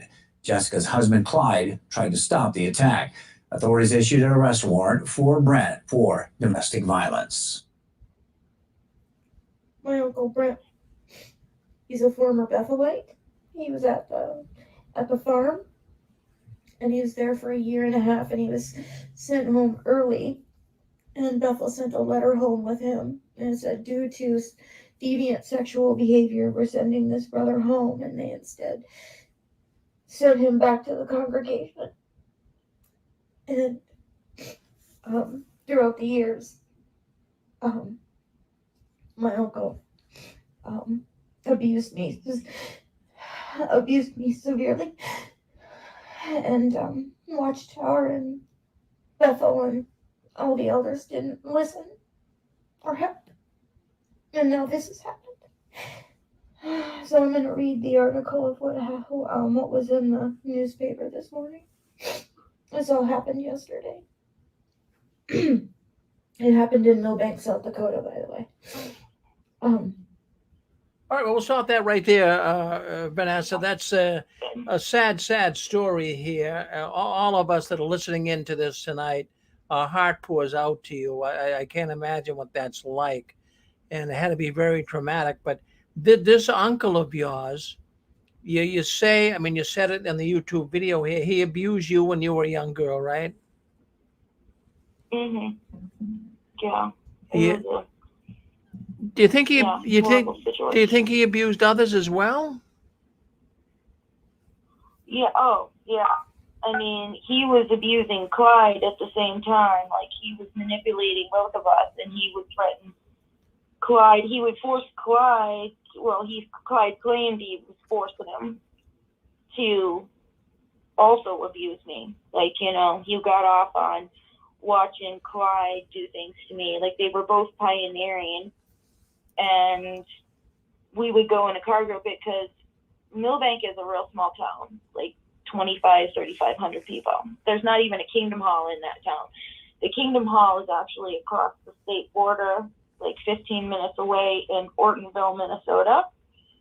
So we drive, 15 minutes to, Minnesota for the Kingdom Hall, and there's like maybe 35 publishers, not many. Now there's 2 left, or 3. And one less future one, but,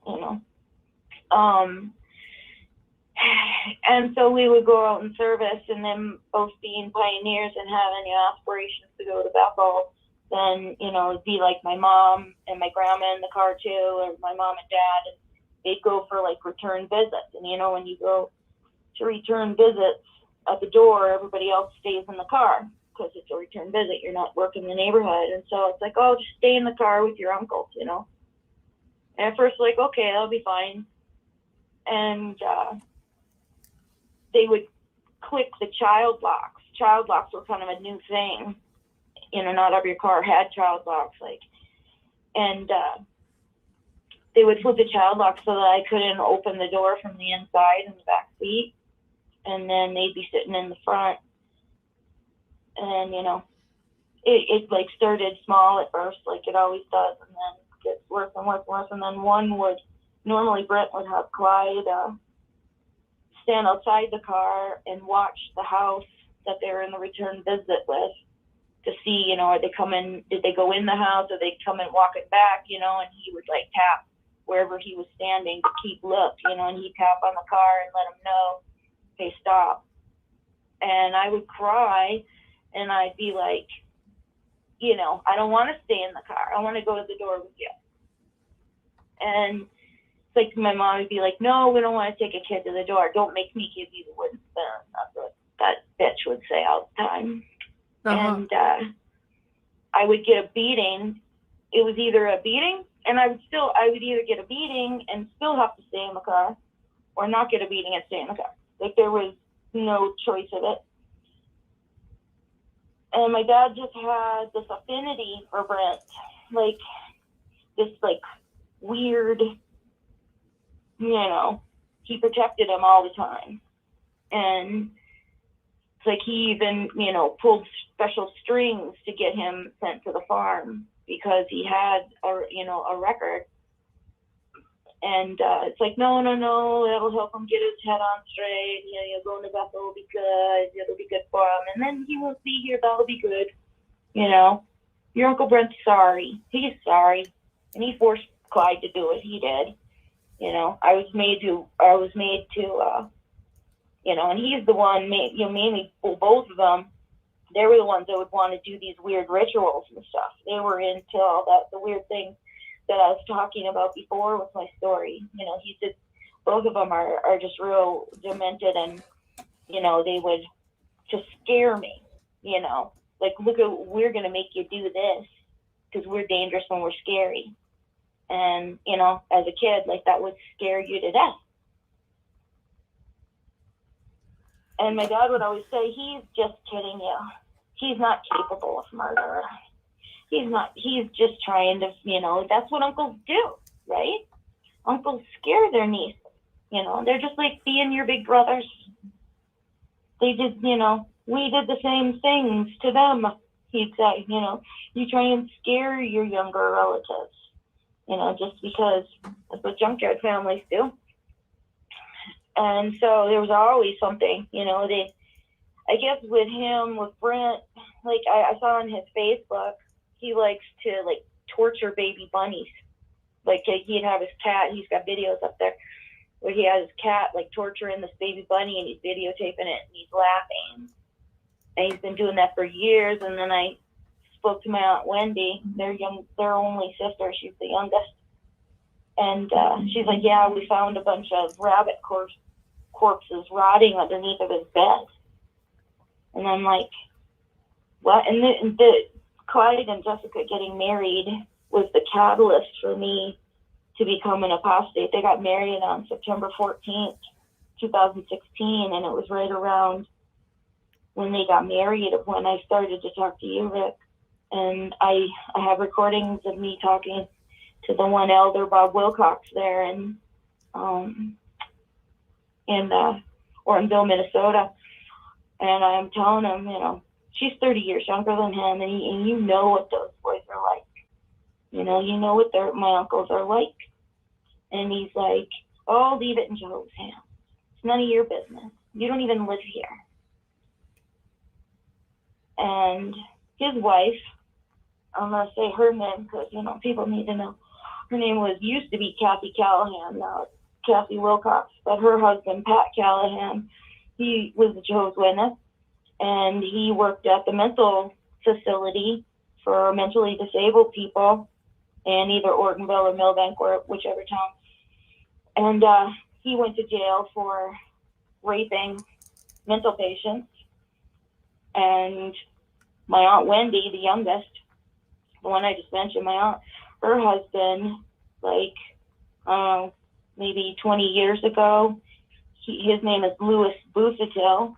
He molested all of his kids, my cousins, but he started talking to a young girl online, and he got sentenced to 20 years, and he served 10 because he was Jehovah's Witness, and so he was studying in the prison, and they let him out only doing half of his time, and he went right back to going to the meetings. And, you know, all of these witnesses, out of 35 publishers, and then my Uncle Morris Hanson was raped with Jehovah's Witness in that same Kingdom Hawk. He's doing life for raping 3 neighborhood boys, and he never faced justice for what he did to people like me and the family. But like, how many molesters have to come out of a Kingdom Hall of 35 publishers before Cecil, you know, calls the police? How many dead bodies have to come out of a Kingdom Hall that are so few people? Well, Vanessa, I mean, you're a very brave woman to come on and talk about this. You really, really are. And I mean, it's very, very disheartening. People listening in, they're sympathizing with you. I'm reading a lot of the comments here on YouTube and the Six Screens Video Suite, what have you. But obviously, this is a very traumatic event in your life. Now, you know, people listening in, I believe the message here that we want to put forward is there are perverts that you would not believe existing in the Watchtower. When I was a Jehovah's Witness, Veronica, I would never have believed that. But now that I'm out and doing a program like I do here every Saturday night, it's a very perverted organization. Now, when you were being molested as a young girl, did your father, your parents know about this? I mean, were they just covering it up? I mean, you didn't make reference to your mother there. Yeah, so they weren't helping you at all? No. Well, like, I was very vocal about it. And my dad then, you know, he knew what a problem his family was. Like, we had a reputation where people, you know, because in that area there's a lot of, it feels so good, by the way, to be able to give names and places and everything, and to, like, it's such a sense of relief. It's been a long 6 years. Well, no, that's very important. In other words, I'm glad you're using names, and we allow people to use names on here, because people who have committed these heinous, evil acts, they should have their name brought up here. I have no problem with that. Yeah. So I forget even what I was going to say. Oh, how my parents knew. Yeah, I was very vocal about things, and we, my dad, because, you know, he knew what a problem it was. Like, he didn't want it to turn in his own family, but there was only 3 elders. It was my dad and these two, both the other two elders, their first names were both Tom Wood and Tom Chin. And Tom Chin, he is an ex-Bethelite and a special pioneer, and him and his wife Marion eventually became circuit overseers. And now they're somewhere, you can look him up. They share stories about circuit overseers online sometimes. And so they're mentioned. And now he's not a circuit overseer anymore. He retired. But he knew, and, Bethel knew, of course, because his deviant behavior was up there at the farm. But they put him on the list. Like the whole list situation, was kind of the catalyst for a lot of things. There was a circuit overseer in that area that had severe allegations against him, and I'm kind of scared to say it, but he's one of the fathers of one of the current governing body members, and he had allegations against him as circuit overseer, and there were no substitute circuit overseers available, and so my dad was asked to be an emergency and acting circuit overseer for a while to help with that. So my dad has a lot of clout because he was a special pioneer before I was born, and both my mom and dad were special pioneers when I was born. And my dad's ex-special pioneer partner, his name is Sidney Jurgen, and you can look him up. Jurgen's Bethel bus tours. Him and his brother were the ones that came up with that idea, and they run it. So Sidney then says, "Yeah, my dad, you can have him do that." And so because of that circuit overseer, then that whole list situation happened. And the reason why that Bethel list goes back to 1950 is because that circuit overseers of abuse victims went back that far. So they're like, well, we have to go back, retroactive 30 years because all of these victims are from back then, back all the way to 1950 because he was abusing for like 30 years. And so then my uncle got put on the list, my Uncle Brent, and my Uncle Clyde got put on the list, and my dad was like, oh, because when that circuit overseer situation happened, then people were talking about it, and it's like, well, I was abused too, but not by him, but I was abused by somebody else. And so it kind of explodes, like when a circuit overseer is a pedophile, like it explodes into a huge nightmare, like everybody starts talking about it. And so when that happened, like Bethel just, oh my goodness, look at all these people that are going to be going to jail. That'll get in the news. Well, it would, and then who would really think? And in fact, when you think about it, really, when you think about it, as a witness, you would never think that this was happening. You would discount it, but boy, it's so prevalent. Yeah. It's unbelievable. Now, how about this? I mean, are you willing to take some questions? A lot of people like to say hello to you, Veronica, Vanessa. A lot of people would like to say that. So why don't we? It's going to be hard for you to call me Vanessa from that. Well, I've called you Vanessa for so many years. I mean, it's like it's like you're related to me. I've known you for so long. But well, let's go with this. It's okay. So, anyways, Vanessa. Okay, let's go with this. Let's just open up the lines. Let's open up the lines. Let's see what people want to say. We got a lot of people listening in tonight. We got thousands of them, really. I mean, really, we're looking at the lines here. They're lighting up like crazy. So why don't you come in? You want to say hello to our good friend Vanessa. You heard about this story. This week, she had 3 family members murdered. So why don't you muster up the courage? What would you like to ask her? This poor woman has been dragged through the mud for many years here, being a Jehovah's Witness. And, she had a program here on the 6 screens called Watchtower Watchtower After Dark is what the name of her program was. So why don't you come in, say hello. Let's open up the lines. Go ahead. Say hello to Vanessa. Let's not be strangers. Hey, Vanessa. Yeah. Hey, Vanessa. Okay, let's start. Hey, Vanessa, Let's go with Milwaukee. Rochelle Let's from go with Milwaukee. Milwaukee. Yeah, go ahead. Hey, I just want to say something. I'm going to let some other people talk. I know people are trying to come in, but I don't know if you know me, but we're friends on Facebook. Yeah, I do. How you doing? Yeah, I'm doing good. I know we talked in the past before, but I'm sorry about your family members too. I'm really sorry about that. Thanks. You're welcome. And I was just gonna. Oh, go ahead. Oh, it's just been, like waiting for that last shoe to drop.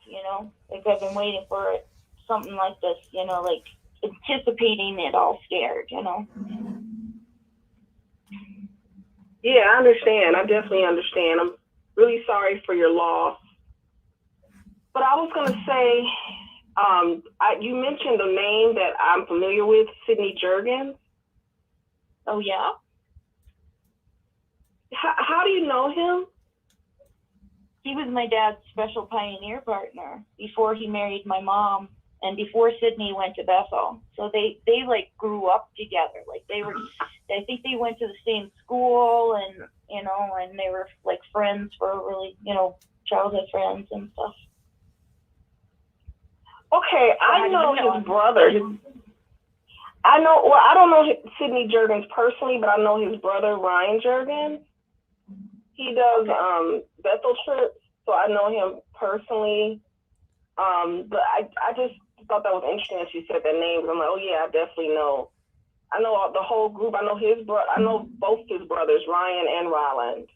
They're both very active Jehovah's Witnesses. So yeah, I definitely know them. Yeah, definitely Watchtower men from the top to the bottom. Definitely. Yep. But I just wanted to just mention that. I know it's a whole other world with Jehovah's Witnesses that my family doesn't know about, and they think they know it, and they really don't know it. So it's like a whole other world. So I just wanted to just mention that. But I'll let some other people talk. Okay.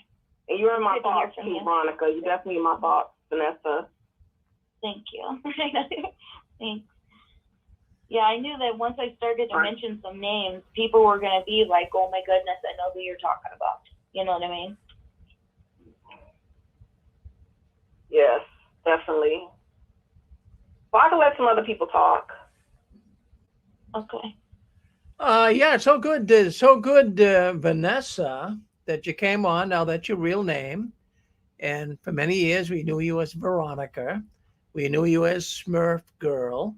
So it's so good you're now willing to come out and say, hey, listen, this is me. This is me. This is what happened to me in the Watchtower. I'm telling you what happened, and I want you to listen to my story.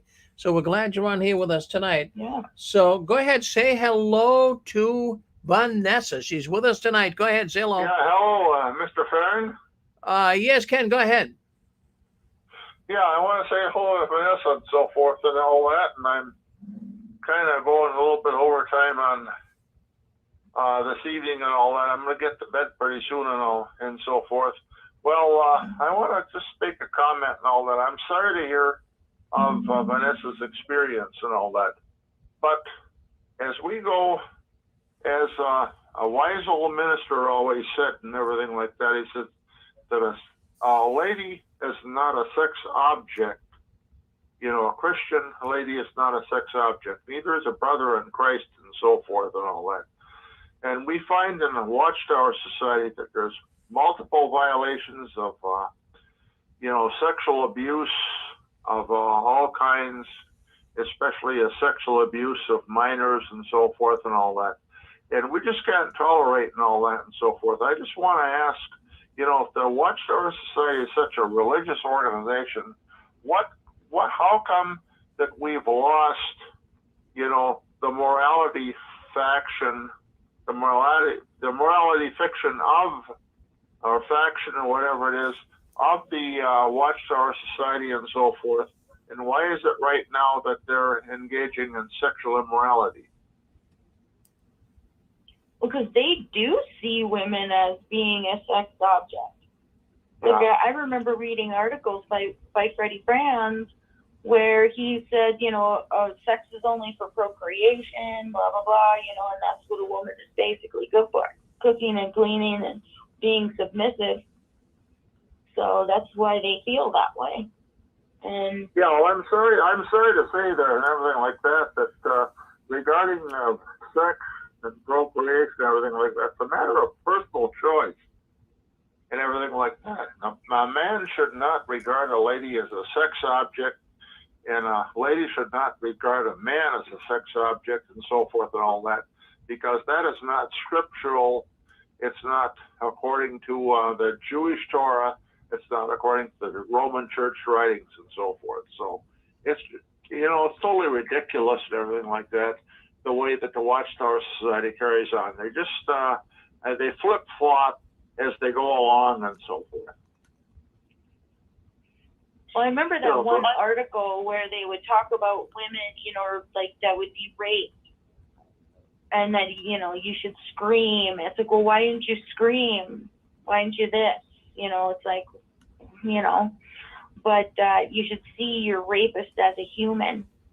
And they would sit there and read that, and don't you see your uncles as being human?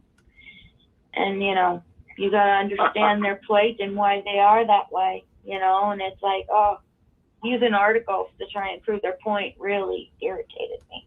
Okay, I just want to respond to that, one part of that and all that. Why don't you scream? What if he's got his hand over your mouth? Oh, yeah. Well, he was telling me he was going to kill me. Well, yeah. He was. Here's another thing too. Right now, what if he's threatening you right now? Don't you dare scream and everything like that, because I'm going to kill you and everything and so forth. Hey, what about that? Yeah. And he would say, because they all were raised in that junkyard, my uncles were still living with them over there. And he's like, no, I'm not. He first said he was going to kill me, but then he goes, no, I'm going to kill your parents. And then, who's going to take care of you is grandma. And you're going to have to move over to that junkyard. And you're going to be living in that hoarded junkyard with creepy old grandma and me and Clyde and stuff. And I'm thinking, fine, just get it over with, Yeah. But he eventually did, because how you have cleaning jobs as Jehovah's Witnesses, you have janitorial businesses. So, of course, they all had, my dad did. And so we would go to alternate assemblies. Like, we would go to 1 week, and they would cover the cleaning jobs, and then they'd go the next week, and we'd cover theirs. And they'd say, well, we want to, stay at your house, so, as part of, so we'll be having the cleaning equipment and stuff. And it's like, okay.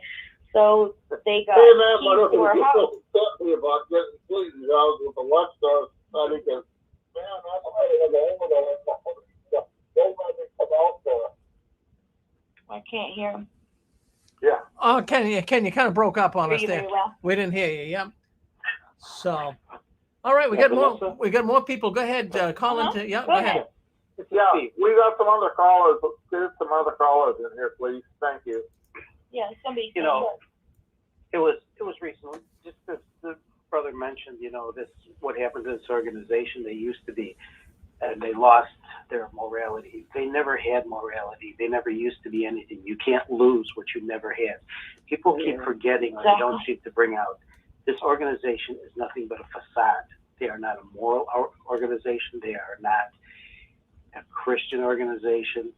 And what they preach from the platform, what they preach in the magazines, when you get in trouble or you have a problem in the organization, that is not the same teaching that is applied to you. It's totally different. Forget about it. Leave it in Jehovah's hands. I've seen many things in this organization happen.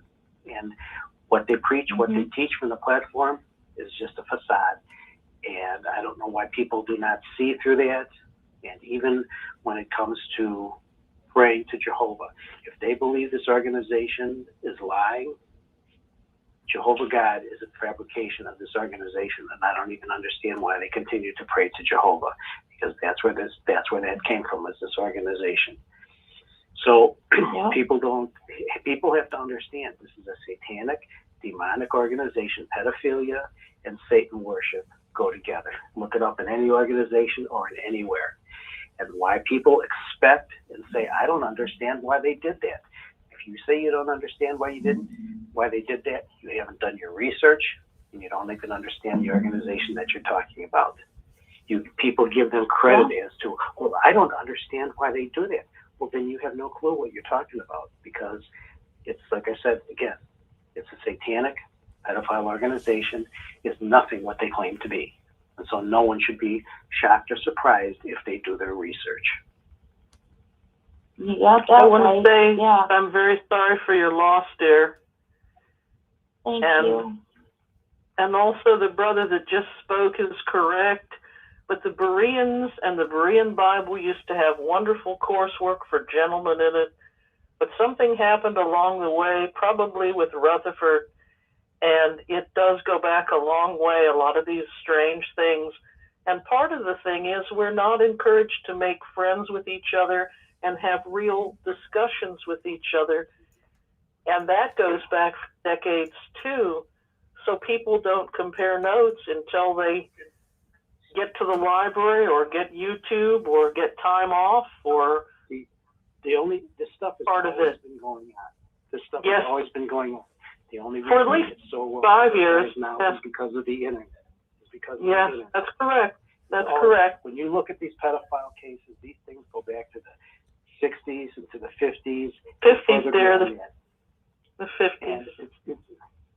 And beyond that even.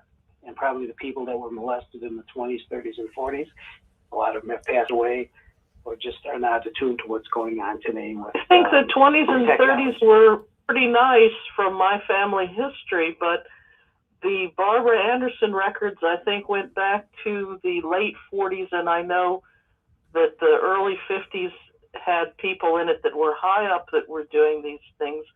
I know that this one brother explained to me Satan in the Garden of Eden with flaming swords.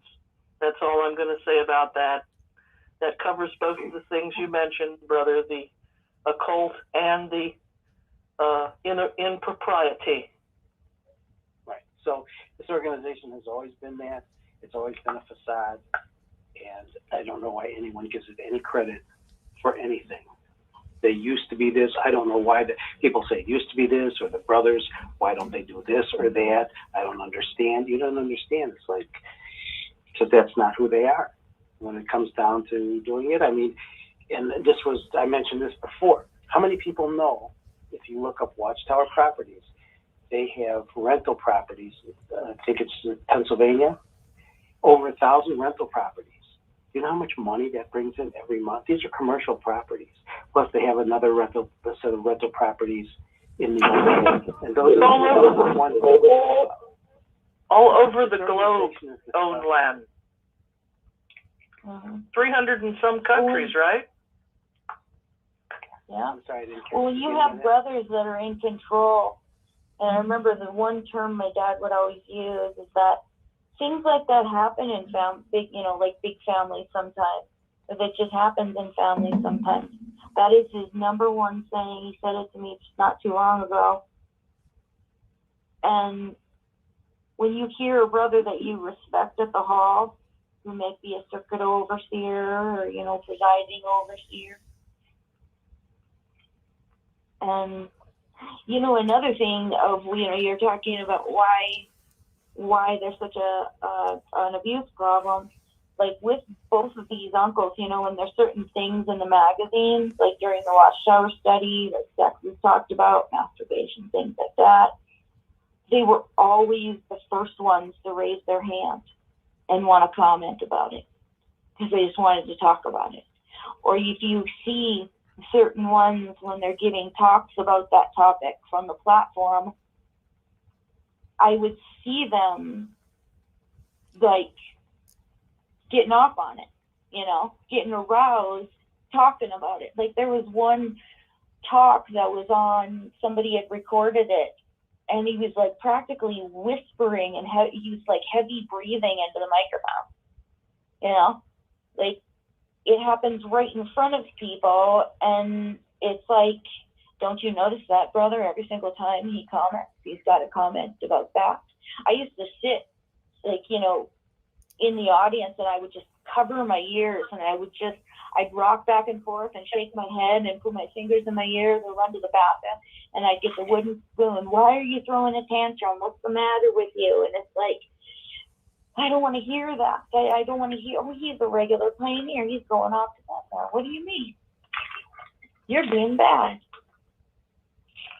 Well, that's what the society does. They try to give these people a facade and a false front of credibility because they have this status of whatever they give the elder, ministerial servant, pioneer, Bethelite, or any other crappy names they want to assign to them. And they give them a false facade, and they're allowed to roam free in the congregation to do their evil. And where do they love to bring in their members? They preach in the prison system. When you get a bunch of felons and ex-cons, that's demonic. I mean, you want to preach the Bible to the prisoners, go ahead. But if you're going to let people in the organization, which they do, because it is satanic and demonic, then that's a breeding ground. And as Erwin Zalkin said, it's a pedophile paradise. The man's been around. He's seen plenty of legal cases, criminal cases. He knows what he's talking about.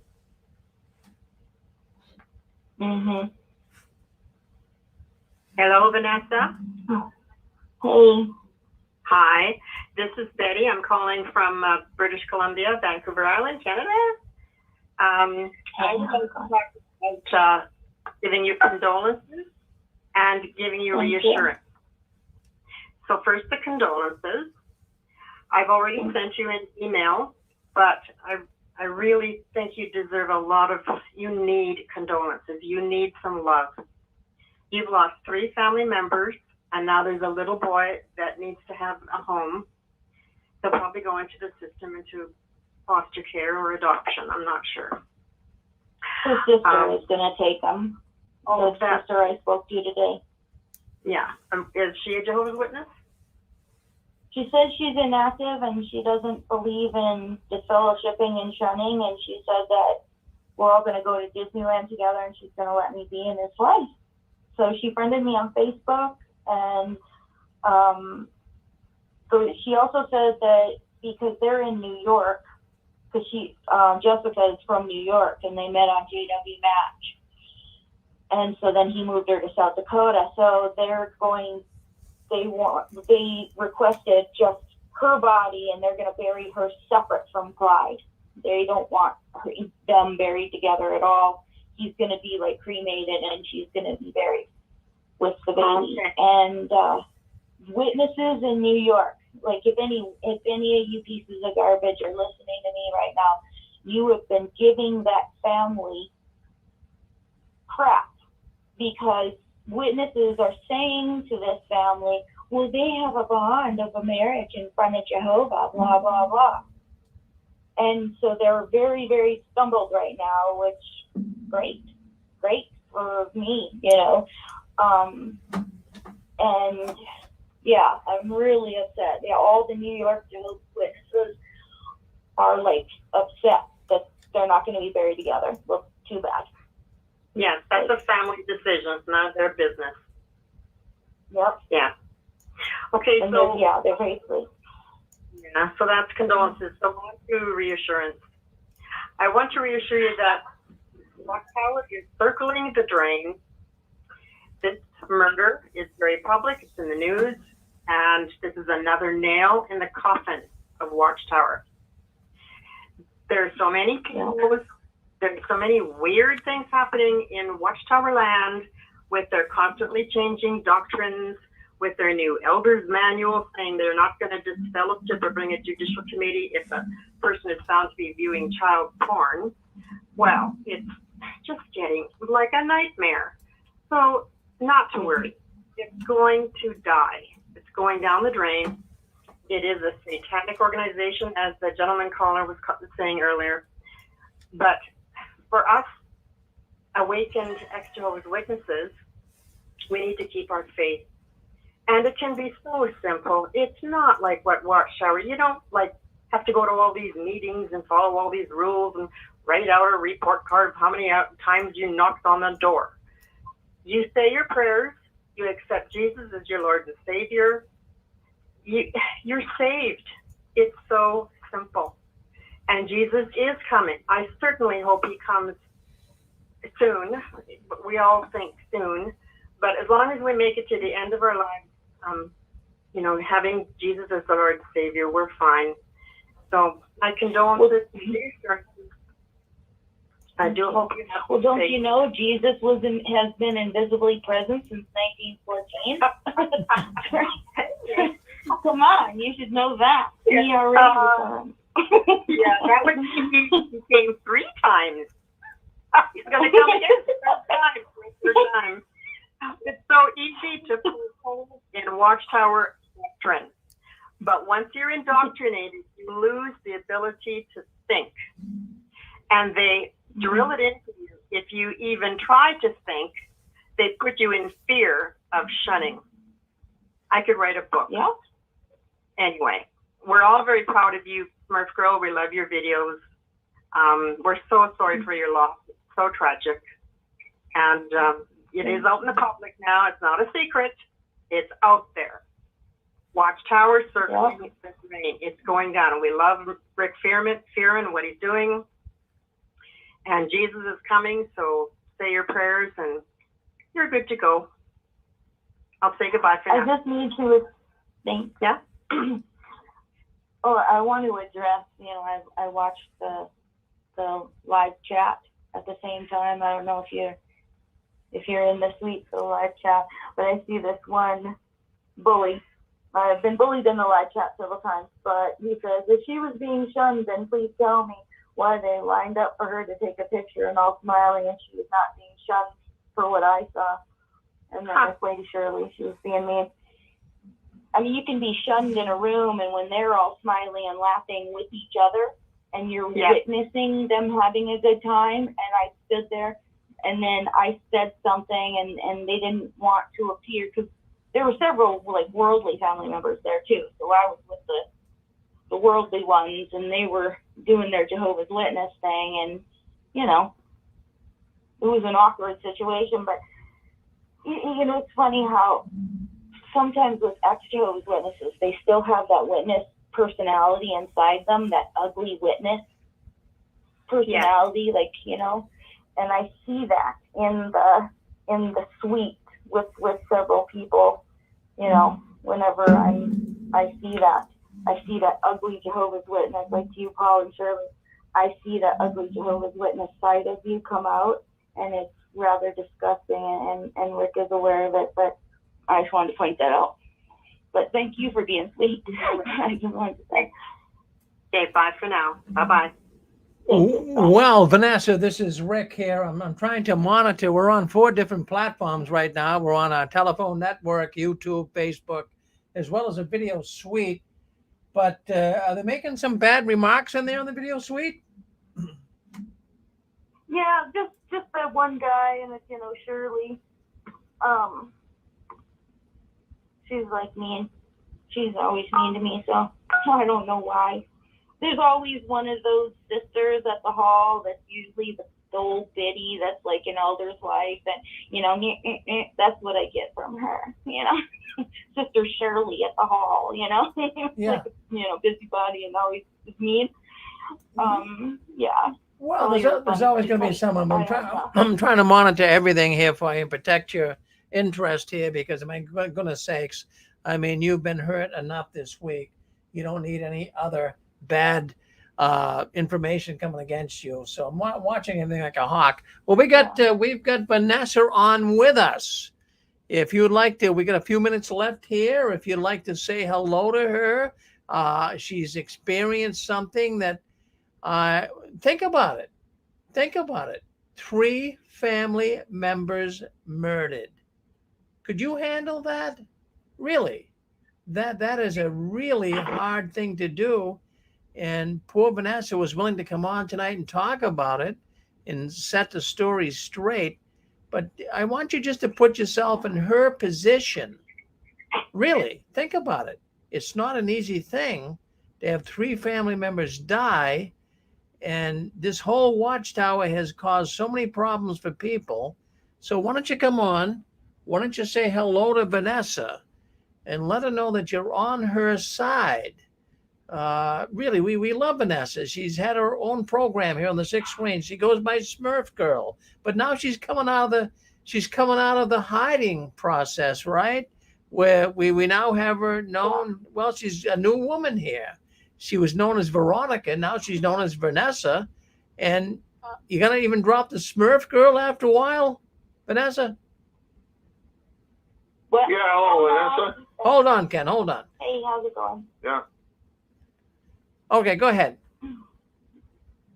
Yeah, Vanessa. Hey, Yeah, hello. go ahead. Yeah, I'm sorry to hear of your experience and everything like that. My heart goes out to you, just like previously and everything like that. We've been hearing some bad experiences tonight of suicide and everything like that.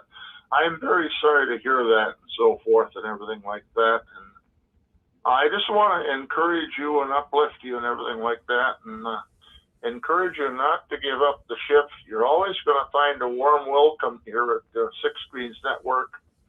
You'll always be treated with respect, no matter what, and so forth.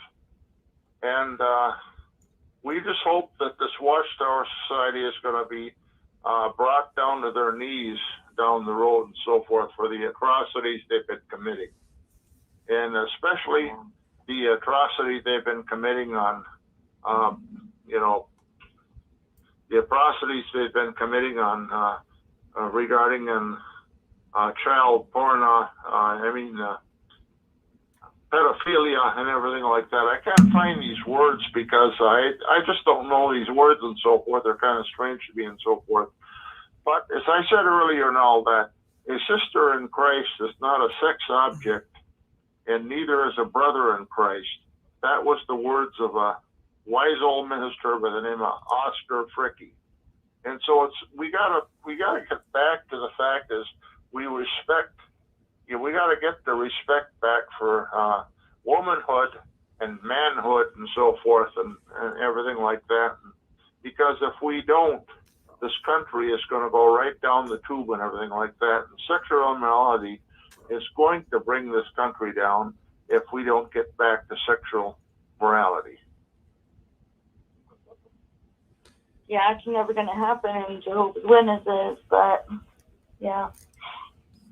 Well, we're going to have to demand that it happens and everything like that. We're going to have to demand that things be done according to the book of the Lord and so forth and all that, and stop the violation of God's law and start respecting God's law and so forth, and start going by it and so forth instead of violating it. Yeah. First girl, I want to encourage you to... Shirley, I just want to know, Veronica, where did I rip you up tonight? Just point out, because I'm on the chat. Just read my comments and tell me where I mentioned you. Did I read it? Did I read it wrong? Were you agreeing with Paul and saying like, oh, that's their typical MO? Like, were you agreeing with Paul? Or what Wait a minute, let me just switch over. Now I'm on it. Okay, now read my comment with my name. Now, what comment are we looking at right now? Give me the timestamp so I can read it, okay? Okay. 9/11. And he's like, Paul is saying what he said. And what then you're like, her usual MO, no matter who is talking. Well, if I misread it, sorry. I'm really vulnerable and I'm about to flip out. Like, you need to. Well, give me the timestamp. You accuse me of something, so you have to know what you're speaking about. You look on the chat, there's a timestamp after every comment. I want you to give me the timestamp where you said I said something about you. That's all I said. What timestamp did I rip you apart? Okay? 9/11. What timestamp? I'm saying it. 9/11 or 1911. Sorry. 1911. Oh, you said 1911? Let me scroll back. 1953. Wait a minute. Let me try again, because I'm just going back. Let me try again. 1911. I wasn't even on 1911. I have my earliest comment at 2035. So I don't know what Well, kind of that might have been a medication different you're person, on, so not it's you. not me, okay? I don't know what you're on tonight, but that wasn't me. Because my first comment Okay. is at 2035, so get your stuff straight. Okay? I'll take a screenshot of it. Okay? Fine. Fine. Okay, so there could have been a mess up there, so let's not really go too No, deep but into she it. comes like you're accusing me. She Okay. said Shirley did this. Shirley didn't do anything. No, I'm not Well, going to buy maybe that, Rick. there's She came discussion on here on talking earlier. about Shirley, and my earliest comment is 20-something, so I'm not buying that from her, Rick. All right, well, But let's she just. tried that All bullshit right, on well. me before. All right, So I well. don't know what her problem is, but get the name right, but it wasn't Shirley. It All wasn't right. me. All right, Okay? no, we'll let it go with. Being like that is my exact point. We'll let it go with that. It's not. We'll let it go with that. No big issue. If it wasn't you, Shirley, then it wasn't you. That's fine. Okay. Okay. No, it was not. Okay. Vanessa. But it was somebody else. Your name is common, so. My name is on it. No, it is not on it. My earliest comment is 20-something. So let's just get that straight. Okay? If you don't like me, you don't like me because I don't like you. But get your stuff straight. All right. Well, my let's. comment, my I earliest know you comment did. was Rick, can you from quiet her? 2035. Okay, You were gonna. Okay? So it's not on here. So get your stuff straight. Okay? Because I have no problem. If I say something about you, Okay. I will point it out. Because no, I don't care for you at all. But don't Well, point out well, something I did not say. well, Do not somebody's point got a out thing something. like a empathy. See, don't even get into it. Don't point out something, Veronica, that I did not say. All right. Whatever name you're going by. I just want to make that clear, Rick. All right, well. You cannot say somebody said something and I wasn't even on at that time. Okay? All right. Well, if you didn't say it, if you're saying you didn't say it, but well, why don't you like Veronica? Why don't you like Vanessa? From all the times before, Rick, we don't even have time. Her uncles are Masons. Her uncles. Yeah, but hold on one second. This. Well, the doll walking down the hall, the aisle. That was her doll. The Smurf girl. We don't even have time. I don't even want to get into it. Well, wait a minute. But hold on. You cannot accuse anybody of doing something they did not do. Well, okay? let's say that didn't happen here tonight.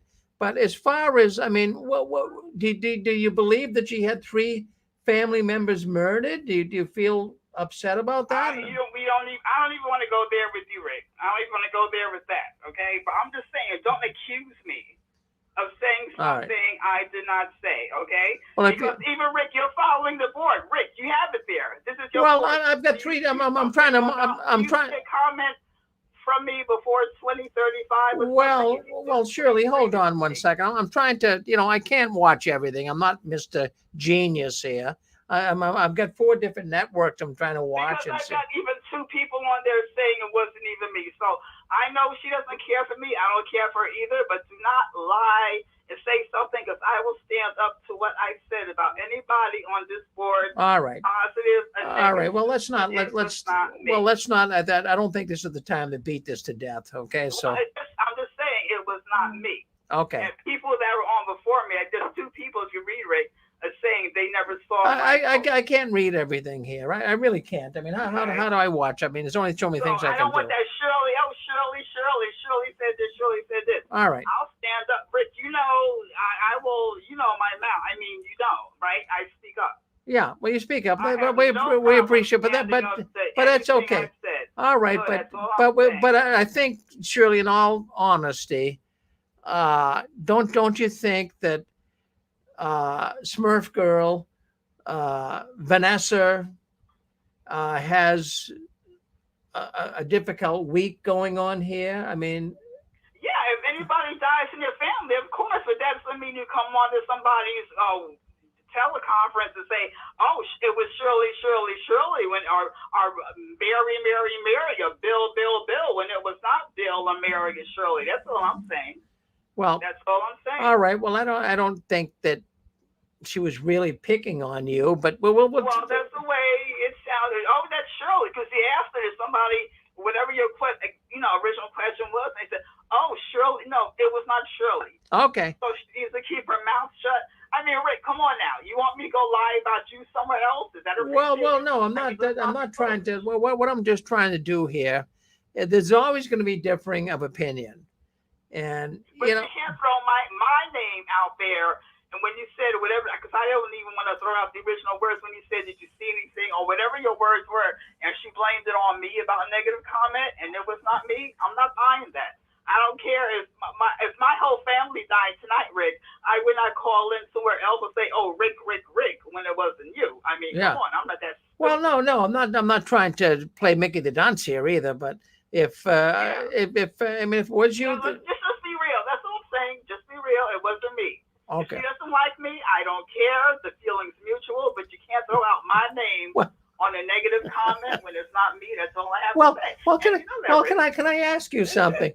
Can I ask you something? I mean, we're all trying to come together here and be very kind and considerate of one another. Well, why don't you like Smurf Girl? I'm going back from Rick, you don't even want to go there right now because of what happened in her family. I'm just saying, where she lost people, she says she lost people. But even go back from years, I've been on this call for years. All about the doll walking down the Kingdom Hall aisle. Yeah, well, we've all heard that theory about the Smurf doll, the blue doll walking down and cursing and whatever.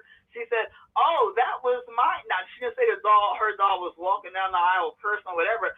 Oh, that originated from me because I had a doll and blah blah blah whatever. This, that, and the other. That's number one. Number two, oh, my uncles, they were Masons. Oh, my uncles, they were Jehovah's Witnesses. Oh, my uncles, they knew Rutherford. They knew Russell. They knew this. It's like every time it's a different story. Well, hold on for 1 second. I just posted it in my video of us there. So, okay. Hey, Rick, let's move on. Seriously, okay. Up. All right. How much more evidence do I have to prove that nothing to me? They gonna people prove a damn that thing I to was me. scared? That I was scared for my life, and people are like, "Oh my goodness, why are you scared? Why won't you share your name?" And it's like, you don't understand. I'm just gonna, I'll take the abuse. I'll take people like this. I'll take it. Did it for 2 years on 6 screens. Yeah. And I had to be careful about the things that I said, and I knew, I wish I could just like tonight be able to just go blip, and give every name and towns and Kingdom Hall names and elders names. I wish I could have, and to show pictures of my family, which I have and I've shown now. This is just the beginning. I've got videos. I was even, when I went back to my grandma's funeral, they took me up to the old Masonic building, and I had a tour of it where I went. My uncle's got a bar on Main Avenue, on Main Street. And they took me into it, and they're like, "Oh, yeah, you're from the Hanson family." Yo, of course. My goodness.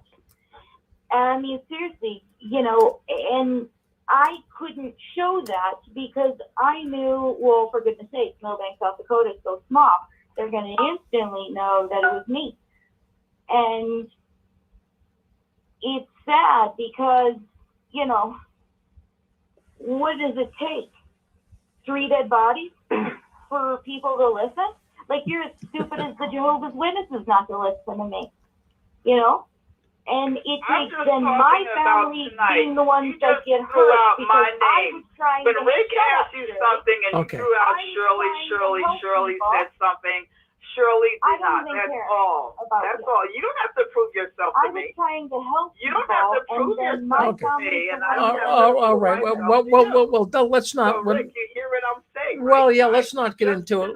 Okay. She has the option to invite her on to say anything she wants. All right. So I'm just saying, when you asked her something about, did you see anything comments? I don't want to quote you because I can't remember your exact words, Rick. And Shirley, she's Shirley said this, or Shirley said that. All right. Well, let's just. Did not happen tonight.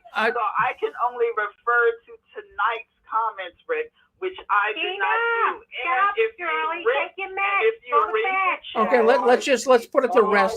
Let's put it to rest. Let's put it to rest right. Let's put it to rest right here. All right. Hey, Rick, let's move on. Well, yeah, we're trying to move on here. So let's just move on.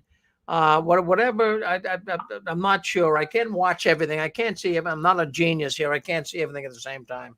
So, anyways, let's just. No, I was trying to phone in. Sorry. I was trying to phone in to offer my condolences. Yeah, go ahead. Go ahead, Michael. Yeah. I I've just been listening to this, and you know, it isn't. Some of the people on the screen consider themselves to be Christian, but you know, sometimes you just have to hold back if someone's been traumatized. If you've murder is the most traumatic thing that anyone can experience. Because when someone dies violently like that, I had an uncle that was murdered, and it's so traumatic when someone, and also a cousin that committed suicide. So I can really, I mean, that's only a teeny bit of what Vanessa's gone through. So I really kind of, I try to sort of, I really, my heart goes out to you, and thank you. I think I really detest this religion, and the people who are in it and the people who lead it are poison. And I don't know anything about what we're seeing on the screen or who's in the right or who's in the wrong. But there's a lack of empathy. There's a lack of empathy, and there's a lot of narcissism in past witnesses. There's black and white thinking. It's just completely evil. There's no love there. There's no love in them. They're poisoned. And anybody who's ever been a witness needs to look at themselves to see if they've still got that poison in them. And I wish you well anyway, Vanessa, okay? Thank you. I'm sorry you went through the same thing. That's awful. Yeah, when you get that call. That was a long time ago. But that was just one uncle. That was a long time ago. But what you've been through is unbelievable. And there's something very evil behind this religion. It doesn't surprise me that one of your uncles buggered young boys, because that's what a lot of these Masons believe in. And it doesn't surprise me at all. Yeah, the sacrifice, like human sacrifice, that sort of thing. And sacrifice. Yeah, and the religion is very Luciferian, because their whole creed. I was reading something on it.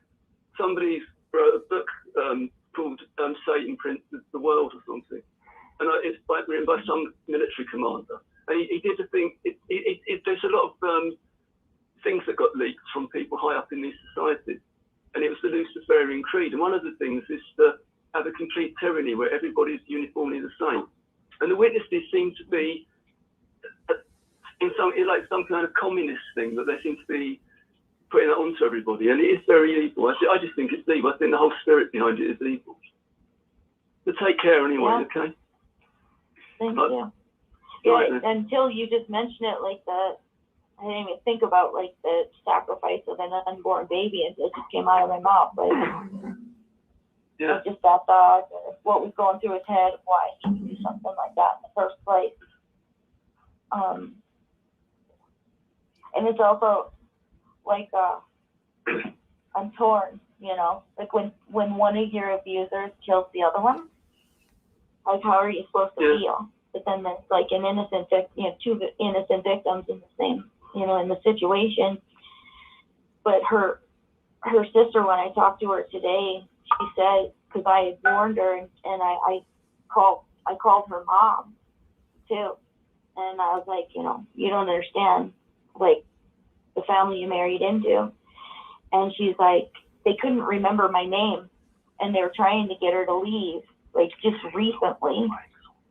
And they're like, we wanted her so bad to leave him, and she was worried because she was pregnant.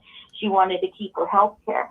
That was why she was still there, and she was promising them, I'll leave after this baby is born. And so she only had a couple more months, and she was gonna, you know, because she wanted to keep her job, which was where she got her health care. And it's like,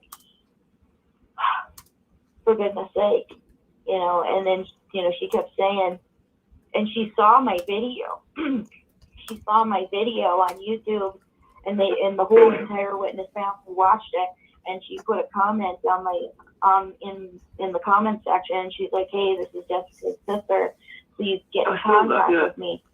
Yeah. I saw that. And so I messaged her right away, and now we're friends on my real, not on my Facebook, but I have a real Facebook account too.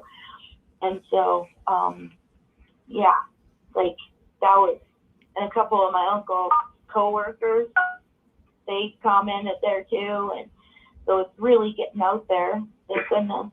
Yeah, it's good. But I mean, one positive thing is that he's never going to get out of prison again. You won't have to bother about him. You never have to bother with him. He'll never get out. And you'll be able. I mean, that's the only thing about it, is you'll be able to bring it all out. Yeah. You'll be able to talk about it now. Yeah. I just wish that I didn't have, like, you know, when you have evidence to stuff, like you want to be able to have, you know, in the witnesses, it's like, oh, you have to have a second witness. You know, people that used to be witnesses, they're so used to being lied to, and they're so jaded because they were lied to their whole entire life that when they do come across someone that is telling them the truth, it's hard for them to believe it. Because it's like, no, that whole thing is just a big fat lie, and, you know, all witnesses lie. And so if you were a witness, chances are you're a liar too. And, you know, all apostates are liars. And so the witnesses have obviously contributed a lot to it happening, because it's gone on unchecked, and they sit behind a mask of it, haven't they? Mm-hmm. They put a mask on, being witnesses, and they've been able to hide behind the mask. Yeah. Yeah, they used to call it behind the veil back in the day. Like all these things that are behind the veil. And then, like in Rutherford and Russell's time, and yeah, like the man behind the curtain, the faithful and discreet slave behind this curtain, pulling everybody's strings, and they blindly believe them, and for goodness sake. So then it's like when you try and wake them up, you need to give them overwhelming evidence to the contrary. And it's like, Once they got that, they're hypnotized by then. It's too late. Yeah, they are. They won't listen. They won't listen. Mm-hmm. So that's not always true. Hello? My condolences, Vanessa. My name's Debbie. One thing I wanted to say, I'm sorry about the verbal attack you just went through. And you might have a lot of far out things that you're talking about. I'm not real familiar with your stuff. In fact, the murder was the first time I had seen your post. And people sometimes say they don't believe that because it's just too ridiculous. But I know from my own experiences being raised as a Jehovah's Witness, there's a lot of far out stuff that happens to us throughout our life. And I mean, somebody might say I'm lying at times because some of the stuff I talk about seems too far out to believe, you know. And the Smurf thing has been around. I'm 60 years old. That came around when my kids were little, and my kids are 40 and 41. So I don't know what they were talking about that came from you or anything, but I'm just saying that's been around for, you know, like 40 years. More like 40 years now. Yeah, that's what I said. Next year, it'll be 40 years. There's a specific day of when that whole thing happened. I was going to make a video because now that everything is kind of out, because what my uncles wanted to do is scare as many people away from that Kingdom Hall as possible. And well, I tell you, it was so stupid with what the governing body came out. They told the parents, don't let your kids watch the Smurfs. Smurfs means demon in German. And then they found something wrong with all of the little fairy tales. And I mean, they made something out of everything. It didn't matter what it was. And before long, they didn't even want your kids watching any kind of a cartoon or even watching Beauty and the Beast. They said, don't let your kids watch that because the beast represents Jesus.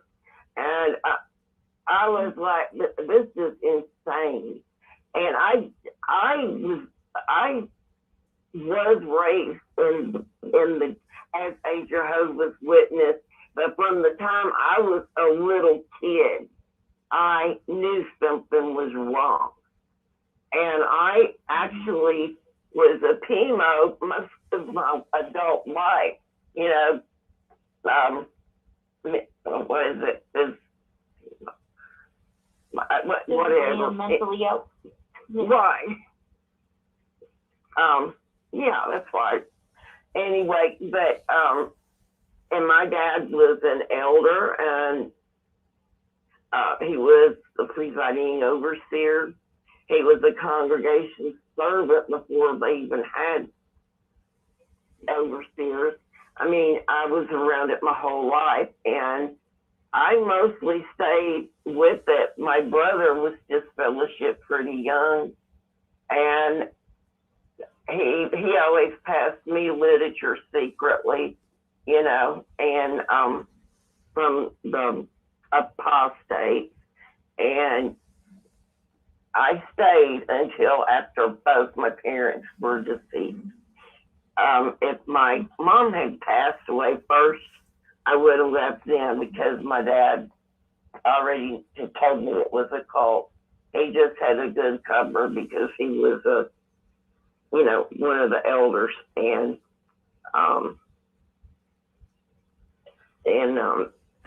Okay, Debbie, we got to move on here. We appreciate what you're saying, but we got to move on. We got a lot of things going on. We got a lot to discuss here. So, but thank you, Debbie, for checking in with us. We appreciate your thoughts on this.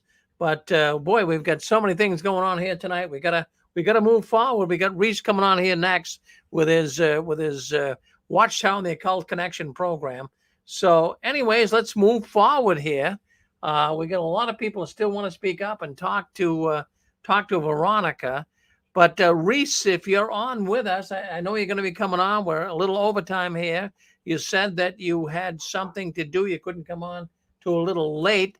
Are you on there with us, Reese? If you are, just say hello to us. Say hello to us, Reese, if you're on the phone line. Would love to hear from you. So he'll be coming here very, very shortly. So don't go anywhere. Okay, Reese, you're on with. You got Reese here. Okay, well, Reese, stay on with us. We got about 10 minutes here. I just got to end this, and we're going to get into your program. All right? Yeah, around 10 o'clock. As I said, we had a little emergency here. I'll explain it when I go on air. All right, well, fine. We'll come on. We'll come on around 10. I got a little extra time, Rick. All right, good. Thank you. All right, good. So we've got Smurf Girl on with us. She had a terrible tragedy this week. You guys saw it. It wasn't pleasant. She had 3 family members murdered. Vanessa, why don't you come back on with us? You there with us? Yeah. All right. So I know there's some disruption going on here and between you and Shirley and what have you, but it could be that it was misread or whatever. But whatever it would be, I mean, whatever it would be, I know as long as I've known you, the different programs you've had, it's always controversial, right? Well, why is that, Vanessa? What? I push people's buttons. That's what I say things that other people might be afraid to say. And I think, I don't know. Yeah, well, we'll go back. back. What I noticed is, like, in the community, someone was, what made me speak up in the first place, I was very, very scared for many years to ever say anything. And then I saw, like, oh my goodness, there are a bunch of people on the internet that are looking for someone that has information like I do. I didn't know. I thought apostates just went off or, and left the organization and lived their lives and never thought about it ever again. I didn't know that, like, they were trying to take down the organization, And it's like, oh, well, for goodness sake, I know several, of the, witnesses that people would recognize in the organization. And so that was what, made me come forward in the first place and risking all of these things, risking something like this happening in the family, it's like, oh, that could set somebody off. I don't know. And, like, I don't know if I was a part of him being set off or not. Like, I'll, hopefully during the trial, he'll talk about it. But to then, like, oh goodness, you guys are asking questions and I can answer a few of them. Hey, I'll gladly talk about it. And then to then be, because I wasn't completely shunned before I started to do all of this. I was able to kind of juggle it a little bit. And to then lose my whole entire family and to go out on a risk to be able to give people information, and then to have those people take it for granted, and then to have it be a devastating ending outcome to it, it's like, well, what was it all for? And, to have even, to even have one person, like, say something negative, it can ruin your whole entire day. Like, it can just be like, ugh, and I don't know. Well, I'm just thinking, Vanessa, and of course I've always known you as Veronica, and I'm glad you came out tonight and gave us your real name, Vanessa. But, I'm going to go back to, I believe it was 2016, 2017. I remember the first time I met you, and I was traveling back from Illinois, and I was coming back to Massachusetts, and I can still remember this. I mean, for some reason, some things in life you always remember, but I remember the first time you called me, and I was at a Red Roof Inn. Yeah. I was at a Red Roof Inn. I believe it was 2017. I can remember this. I was even telling this to my wife today.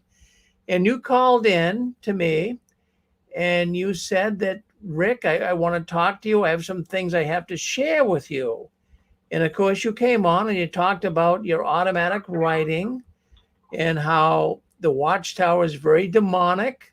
And that got my attention because I've had other people say that to me in the past as well. But then we brought you on. You're a very controversial person, but I love you. I love you dearly. I mean, not everybody.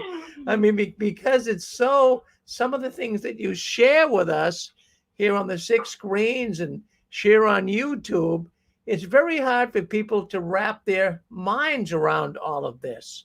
So you do recognize it's very controversial, but what happened this week is for real. I mean, that is for real.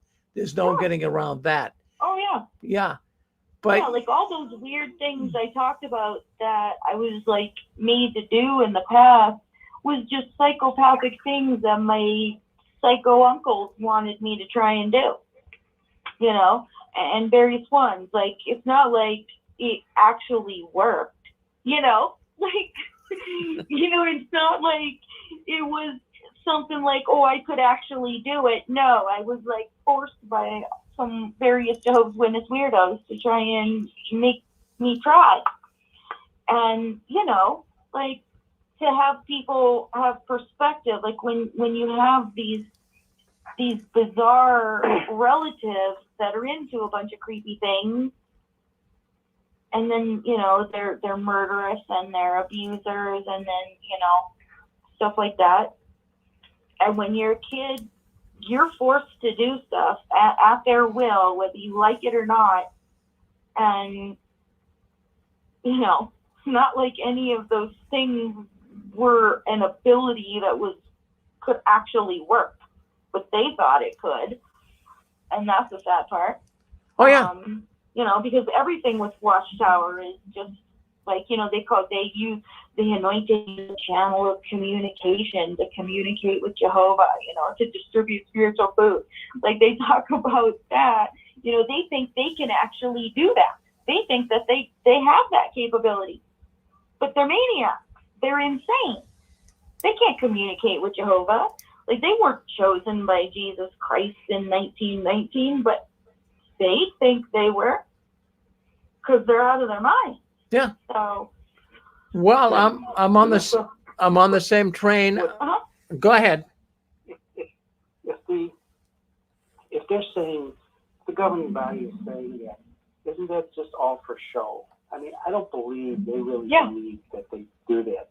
That's just the entertainment part. That's just to That's just part of the act of being a fake organization. They know this. They laugh behind closed doors. What they tell people, they don't really believe that.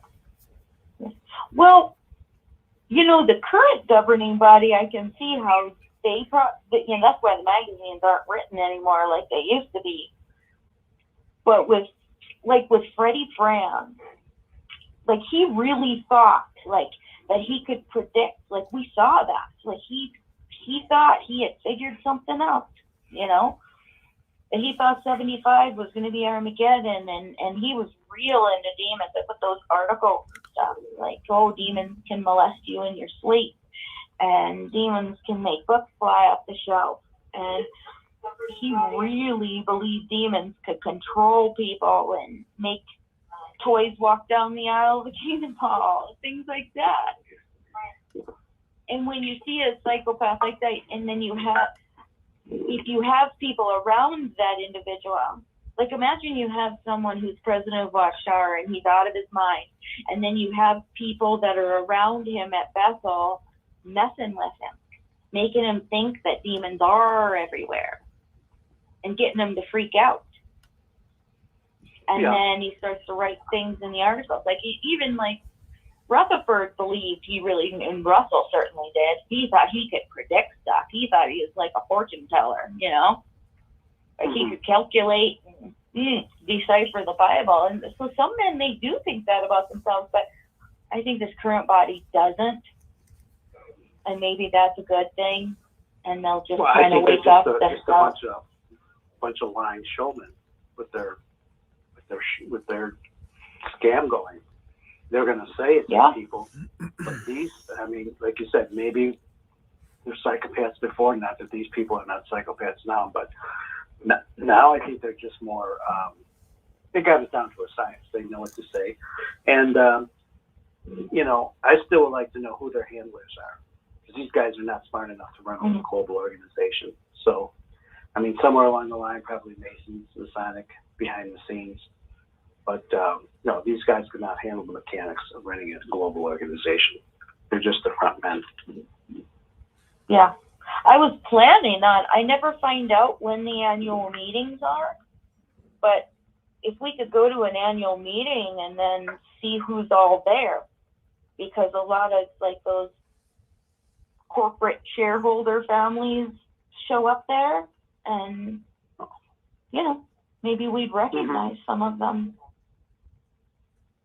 Hey, Reese has some good information about the ones that are behind everything that's going on, including the pandemic and those so-called vaccines and stuff. But you're right, there is something else behind it. It's not just, they don't have the mental capabilities of running the show like they do. But I was just going to tell you, by the way, my dad was also murdered. And it took me years to talk about. Yeah, well, I'm sorry. Anyway, well. Was it a stranger or a family member? Or no, it was an organization. So, they had him killed. He was poisoned by two pioneers in our congregation. But they were doing it in the orders because my dad knew too much bad information. And it can work against you, so be careful. It's taken me years to get, and nobody believes me except the only other person that witnessed it, which was my son. And even my brother was like, that's not possible. I said, yeah, it is. And just don't let people's negativity get to you. So Debbie, let me just clear this up. You say your father was murdered, poisoned by Jehovah's Witnesses? Yeah. Yeah? Yeah. Well, that's not the first. The governing body. Yeah. It's not the first. It's not the first time I heard this. So You feel pretty confident that that's what happened to your dad? I don't have a doubt in my mind. All right. Well, I'm sorry to hear that. I mean, the six screens goes where networks don't go, but we're certainly willing to, accept what you're saying here, because the Watchtower is a very evil organization, and I wouldn't put it past them one bit. We see all the evil, we see all of the corruption that's going on. We heard from Vanessa here tonight in sharing her story. So, a lot of people might be listening in and saying, I don't believe a word's being said here on the six screens, but you don't have to. But this organization is more dangerous and destructive than many. And the Masons are behind a lot of that. Yeah. Well, Vanessa, Veronica talks about that. Vanessa, we go with that. But Vanessa talks about a lot of that in the past, but people will not go along with it. But Debbie, I always. I believe you. Yeah. Go ahead. I was just going to say, I believe everything she's saying. Yeah. I've been through a lot of the same stuff, and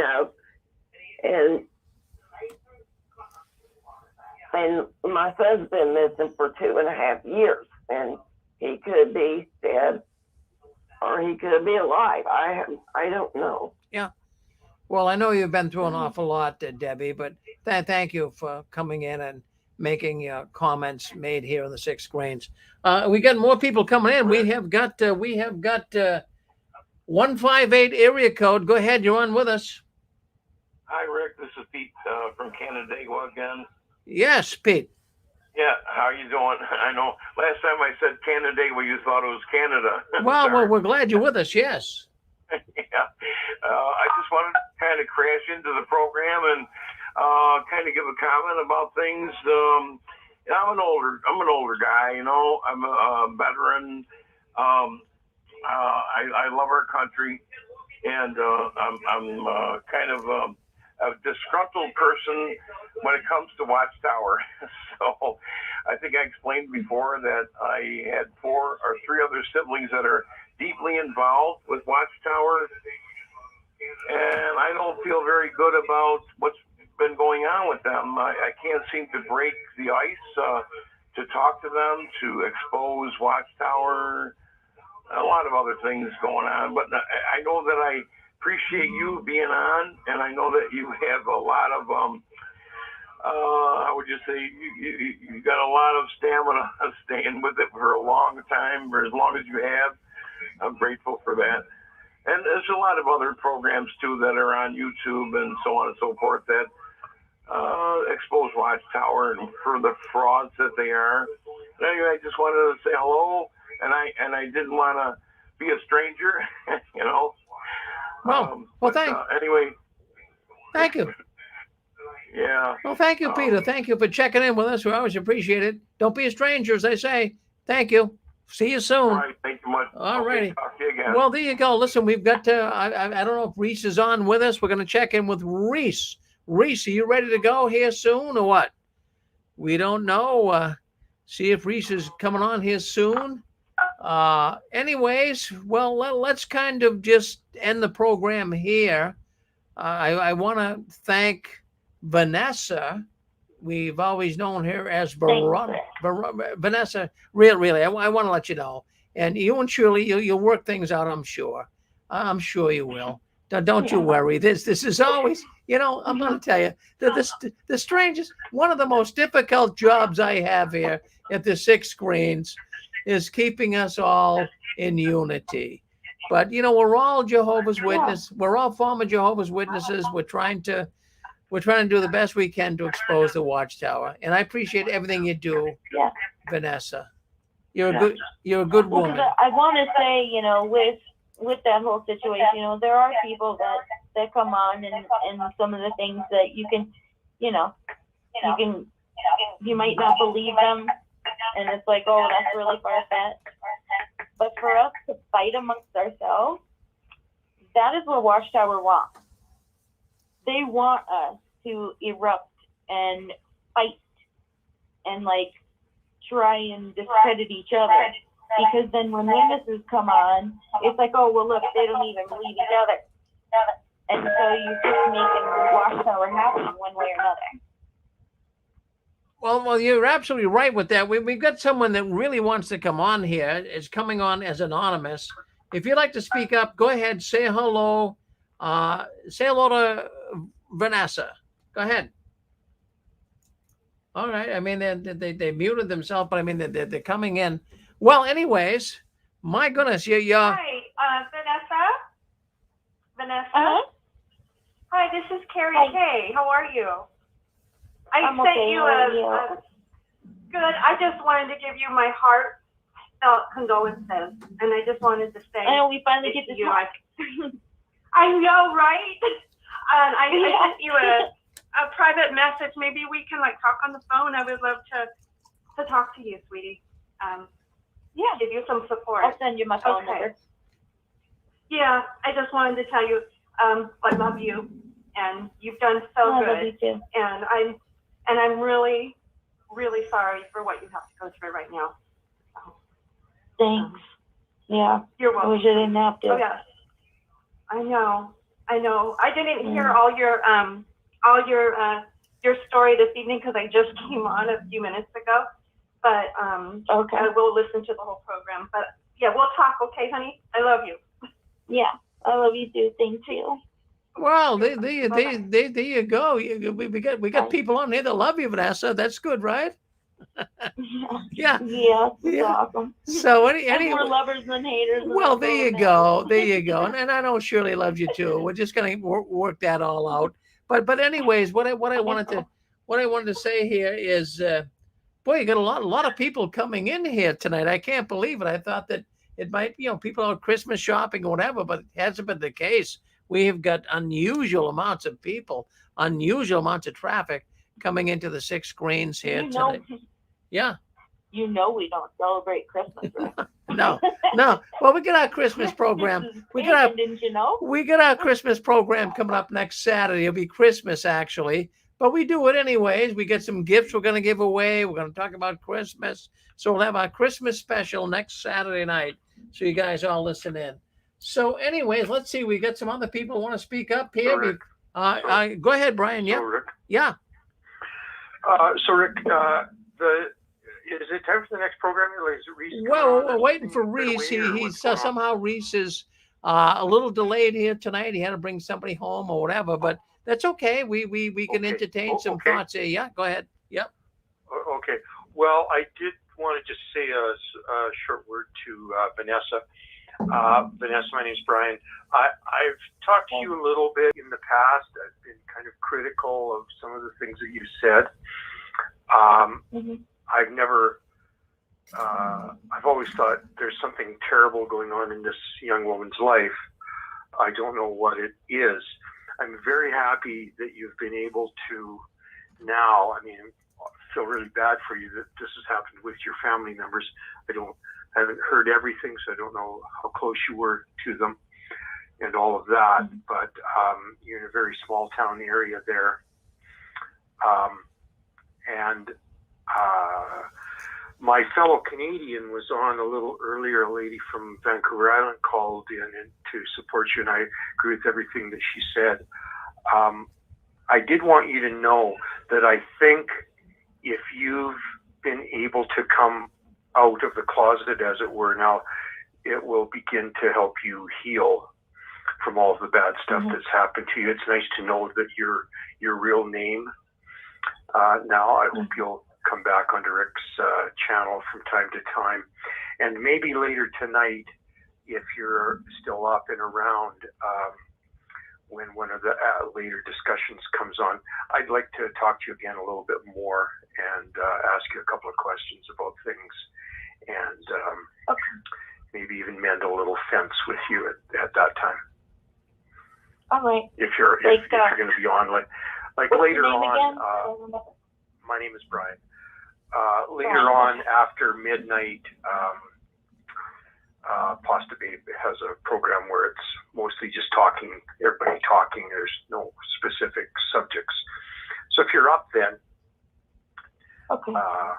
maybe we'll we'll talk again a little later. But I hope, All right. I It'll hope be you like can heal midnight from what's Eastern happened. time. I think it's, 10 o'clock Pacific or 9 o'clock Pacific and midnight Eastern, yeah. Or do you live in the Midwest still? You live there in that area still? Where we're talking No, about? thank You live in goodness. South? Oh, you say you don't live near there anymore. Okay. Well, No. at any rate, that's extremely traumatic and terrible to have any bad things like that happen in your family. And it's nice to know your real name. And hopefully things get better for you. So that's all I want to say for now. Maybe we'll get a chance to talk again later. Okay? Thanks. Okay, thanks. Bye-bye. Hey, Vanessa, one more quick thing. This is Debbie Guy Moore. I'm on Facebook and Messenger. I live in Nebraska, and my family's thinking about moving to South Dakota. And you ought to send me some information. I don't know your last name, but friend me on Facebook and then give me some information. We might be neighbors. All right. We just don't know. Okay. Yeah. Just stay away from Millbank, South Dakota. That's all I can say. Or Ortonville, Minnesota. Those two. Where in South Dakota? Millbank? Where in Millbank? Yeah. That was on the, In the that's upper right, that was, left-hand corner, or right-hand corner, I'm sorry. Upper right-hand corner. well, I live in the lower left-hand corner of Nebraska. We're about 3 hours from Denver. Yeah. Yeah, there's some really scary stuff that happens in those little Midwestern towns that have got Kingdom Halls. Like, that's, that's real common in that area. Like, these little tiny rinky-dink towns will have Kingdom Halls, and they'll be, like, rickety. They're not nice, They're in, like, a building that's not necessarily built by Watchtower. Some of them are in, I don't know if they still are, but in, like, houses that were converted into Kingdom Halls, or, like, buildings, and it was just the creepiest situation. Like, when you would hear in the organization, like, oh, there's some demonized Kingdom Halls out there. Those are the ones people would talk about. Where our speaker for Sundays, like if it was a visiting speaker, multiple times they would cancel or just not show up. They'd be so freaked out. And it's like, yeah, because I was related to like half the people in the congregation. And, when your whole family consists of the congregation, then they kind of run the whole stupid thing. And and that happened. That was very frequent. Like, there was another town called Wheaton, I think Wheaton, Minnesota, or Wheaton, South Dakota. Another creepy little Jehovah's Witness congregation. And would be these real large, dirty families that would kind of monopolize the Kingdom Hall. And they'd all become elders. And then, they'd tell everybody what to do. And, it would get, also, like, Wahpeton, North Dakota, and Breckenridge, Minnesota. Got family up there. That's another. Oh, God, you're creepy. scaring me. I don't know. I'm up there now. I thought Nebraska was I thought Nebraska was kind of creepy when I moved here. Oh, I bet. Well, there's some little tiny towns, but yeah. Oh, tinier that's towns. all. Well, we're gonna move on. We're gonna move on, Debbie, and we're gonna move on, Vanessa. We've got a few more people, but I just want to let we have Shirley. Shirley, what would you? Let's bring her on. I want to make amends here. Can we bring Shirley on? I have no problem with that, Rick. I have no. Okay, I just made my point. That's all. Okay, well, let's. Made my point. All right, well, let's just that's good. I want you to. I want you to be able to come on and give your thoughts here. So, go ahead, Shirley. I think it's only fair you do. I made my point. She just said she gave the timestamp, and there is nothing from me from that timestamp, so she lied. Okay. It is. It's right there. All right. All right. So that's good. We want to case the. I said nothing. She falsely accused me. All right. Of something I didn't do. All right. So, Well, we won't bring that up, but we just wanted to give you your last word here. Well, I just want to make sure it's clear that the timestamp she gave, I was not on then. I am Eastern Standard, so she said 19 something. I came on 20 something, so she lied. well, we don't say she lied, but maybe just didn't see She it. lied. I was on. I'm Eastern. Well, let's not beat it. Come into Let's not beat it to death. Let's just we make amends here. I'm in a different state, so my thing would be different. It's my. But if I wasn't on, I wasn't All right. on. Okay. Well. If I wasn't on, I wasn't on. Okay. Vanessa's in Central Palm. I wasn't on. Let's just leave it alone. Well, if I wasn't let's on, let it go then. Let's let it go. You're in a different time zone. I'm in an early time zone. But if I said something, it See, wasn't there. well, I gave you the last word, but let's not beat it to death. Okay. Let's just. It could have been a mistake. It could have been a mistake. All right. All right. Smurf Girl, I just want to say that the grief counselors can be very helpful. And there should be, if someone offers you a free grief counseling session for a few weeks or a few months, it can really be helpful. And again, I'm so sorry for your loss. And thank you for updating us. You're very brave to do so. Thank you, Pixie. All right. Appreciate you guys being sweet. Well, Vanessa, what we're going to do here now, let me just check in, see if Reese is coming on. Reese, are you out there with us? We're just trying to check in with you. Did you do what's necessary? Are you there? Rick. Yeah. Yeah, can you hear me? All right, yeah, I can. So let's just hang in here. I got about 5 minutes. I got a few more things to discuss. So stay with us, Reese. Don't go anywhere. And we'll bring you on in about 5 minutes. I got a few other things I got to discuss. Well, thank you, Vanessa. I want to thank you very much for coming on. You're a brave lady. Keep waving that flag of victory, Vanessa.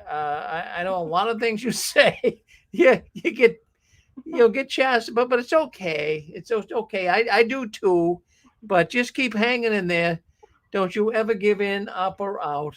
And you and Shirley, I'm sure, work this out. It could just been a mistake. Well, we'll check it later. But you guys, we're all trying to expose the Watchtower. We all have to be in unison with one another. And we're gonna bring this organization down. That's how I feel. Thank you, Vanessa. Thank you, and thank you for coming out and giving your real name. You're too. Welcome. I've always known you as Veronica. So even if I slip and say that once in a while, don't give up on me, okay? I won't. Then people will know who you're referring to. So all right. Well, thank you, and we have all of our feelings and thoughts going to you this week. It's been a rough week. And we hope all can go well for you. You're a wonderful lady, and you just keep moving forward. Thank you. All right. All right. I just want the universe to know I can't handle anymore. I don't want anything else to happen. No, let's get rid of that dark cloud. Let's take the dark cloud off of you and get you into the light. Thank you very much. Yeah. All right. Thanks. There you go. Well, there you go. There is Vanessa. We knew her as Veronica, Smurf Girl, here on the 6 screens. We always appreciate her coming on. Well, anyways, we're going to get this all sorted out. What I did, remember last couple of weeks we talked about Jehovah's Witnesses and not really criticizing witnesses for getting on kiddie porn sites and getting into child pornography sites. Well, I wrote a letter. I wrote a letter to the Zalkin Law Firm. I want to read you the letter. And then they responded back to me. So they did get the letter, and they're very appreciative of what I sent them. I sent them the Flock Book, the new PDF Flock Book 2021. This is what I wrote to Zalkin Law Firm. Hello, my name is Rick Farron. I am an ex-Jehovah's Witness. I live in Massachusetts. I am an activist who exposes the corruptions and cover-ups in the Watchtower organization. In the year 2001, I was invited to the world headquarters of Jehovah's Witnesses in Brooklyn, New York, for an interview for a possible position on the governing body. I was convinced after my visit that the Watchtower is nothing more than a corrupt business masquerading as a religion. I host a live on-air program, JW World News, on the internet, exposing the evils of the Watchtower every Saturday night. And I have been doing it for 15 years. Many call in from all over the world and express their concerns and how they have been adversely hurt by the Watchtower. The Zalkin law firm is often brought up on the program and on the program, and the callers into the program, as well as myself, appreciate the work that the Zalkin law firm is doing. Recently, a new Jehovah's Witness Elders Manual was released, Shepherd the Flock Book, and I am sending a PDF copy to you to review. The chapters that you might find of interest are 13 and 14, covering the position Watchtower is now taking when a Jehovah's Witness views child pornography. And then I gave my telephone number if they feel compelled to call me, and they have. They email me. They're very appreciative, and they're reviewing the Flock Book. Now, if you'd like to have the Flock Book, if you're listening into the program tonight, they released a new 2021 version of the Flock Book. If you'd like to have it, why don't you email me at JW World News, and I will send you the new PDF edition of the Flock Book, and you can review it for yourself and check out chapters 13 and 14. They're not coming down hard on witnesses that are viewing child pornography. They are getting away from this. They do not want any records of it. They know it's a crime. They know that they could be in big time trouble by having people writing in and talking to them. They want no record of the witnesses viewing child pornography. Isn't that something? So that's one thing I want to discuss tonight right here on the 6 screens. Now, we got Reese coming up here very, very shortly, but I want you to know tomorrow we have got a special program. 1 o'clock tomorrow, we have the Knowing God program. On Sundays, we go a little bit different here on the 6 screens. We get a little more spiritual. We don't talk about spirituality and biblical comments and suggestions here on Saturday night. But on Sunday, many people have left the Watchtower because of theological teachings. Now we have a program coming in tomorrow. We have 2 Christian apologists, Scott and Jody. And they have a program tomorrow here on the 6 screens. It's also going to be on YouTube. So check our channel at 1 o'clock. And it's called, Can Christmas Be Redeemed? You know, many Jehovah's Witnesses, all Jehovah's Witnesses don't believe in Christmas, but can it be redeemed?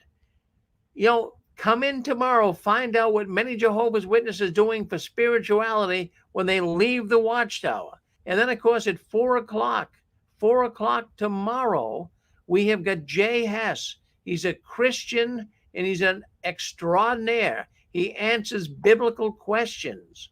If you have biblical questions, come in tomorrow.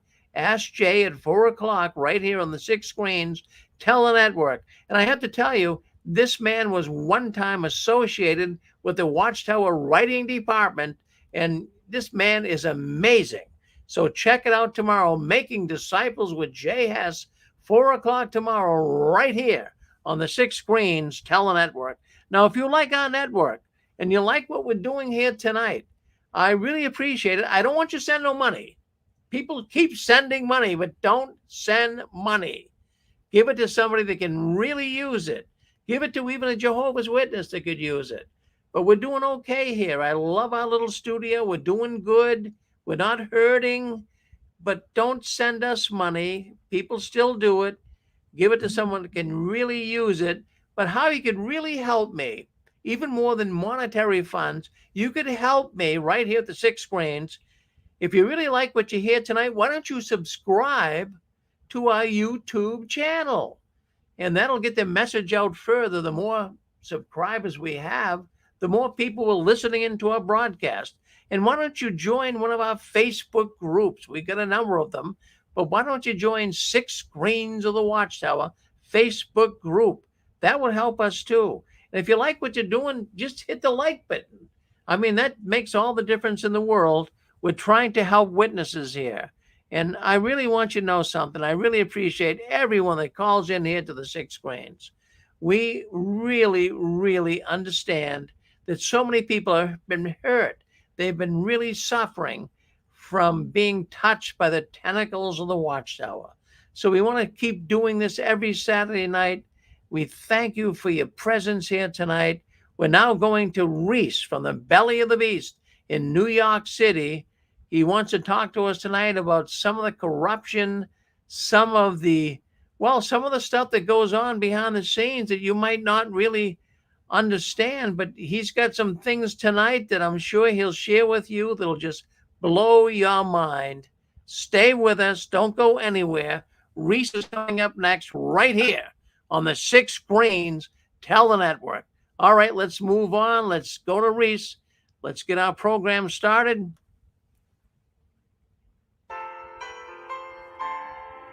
You're on the 6 Screens Tele Network, earning the reputation of giving all the right ingredients. Uninhibited in exposing the hard, cold facts about the Watchtower Society. And now, the end is near.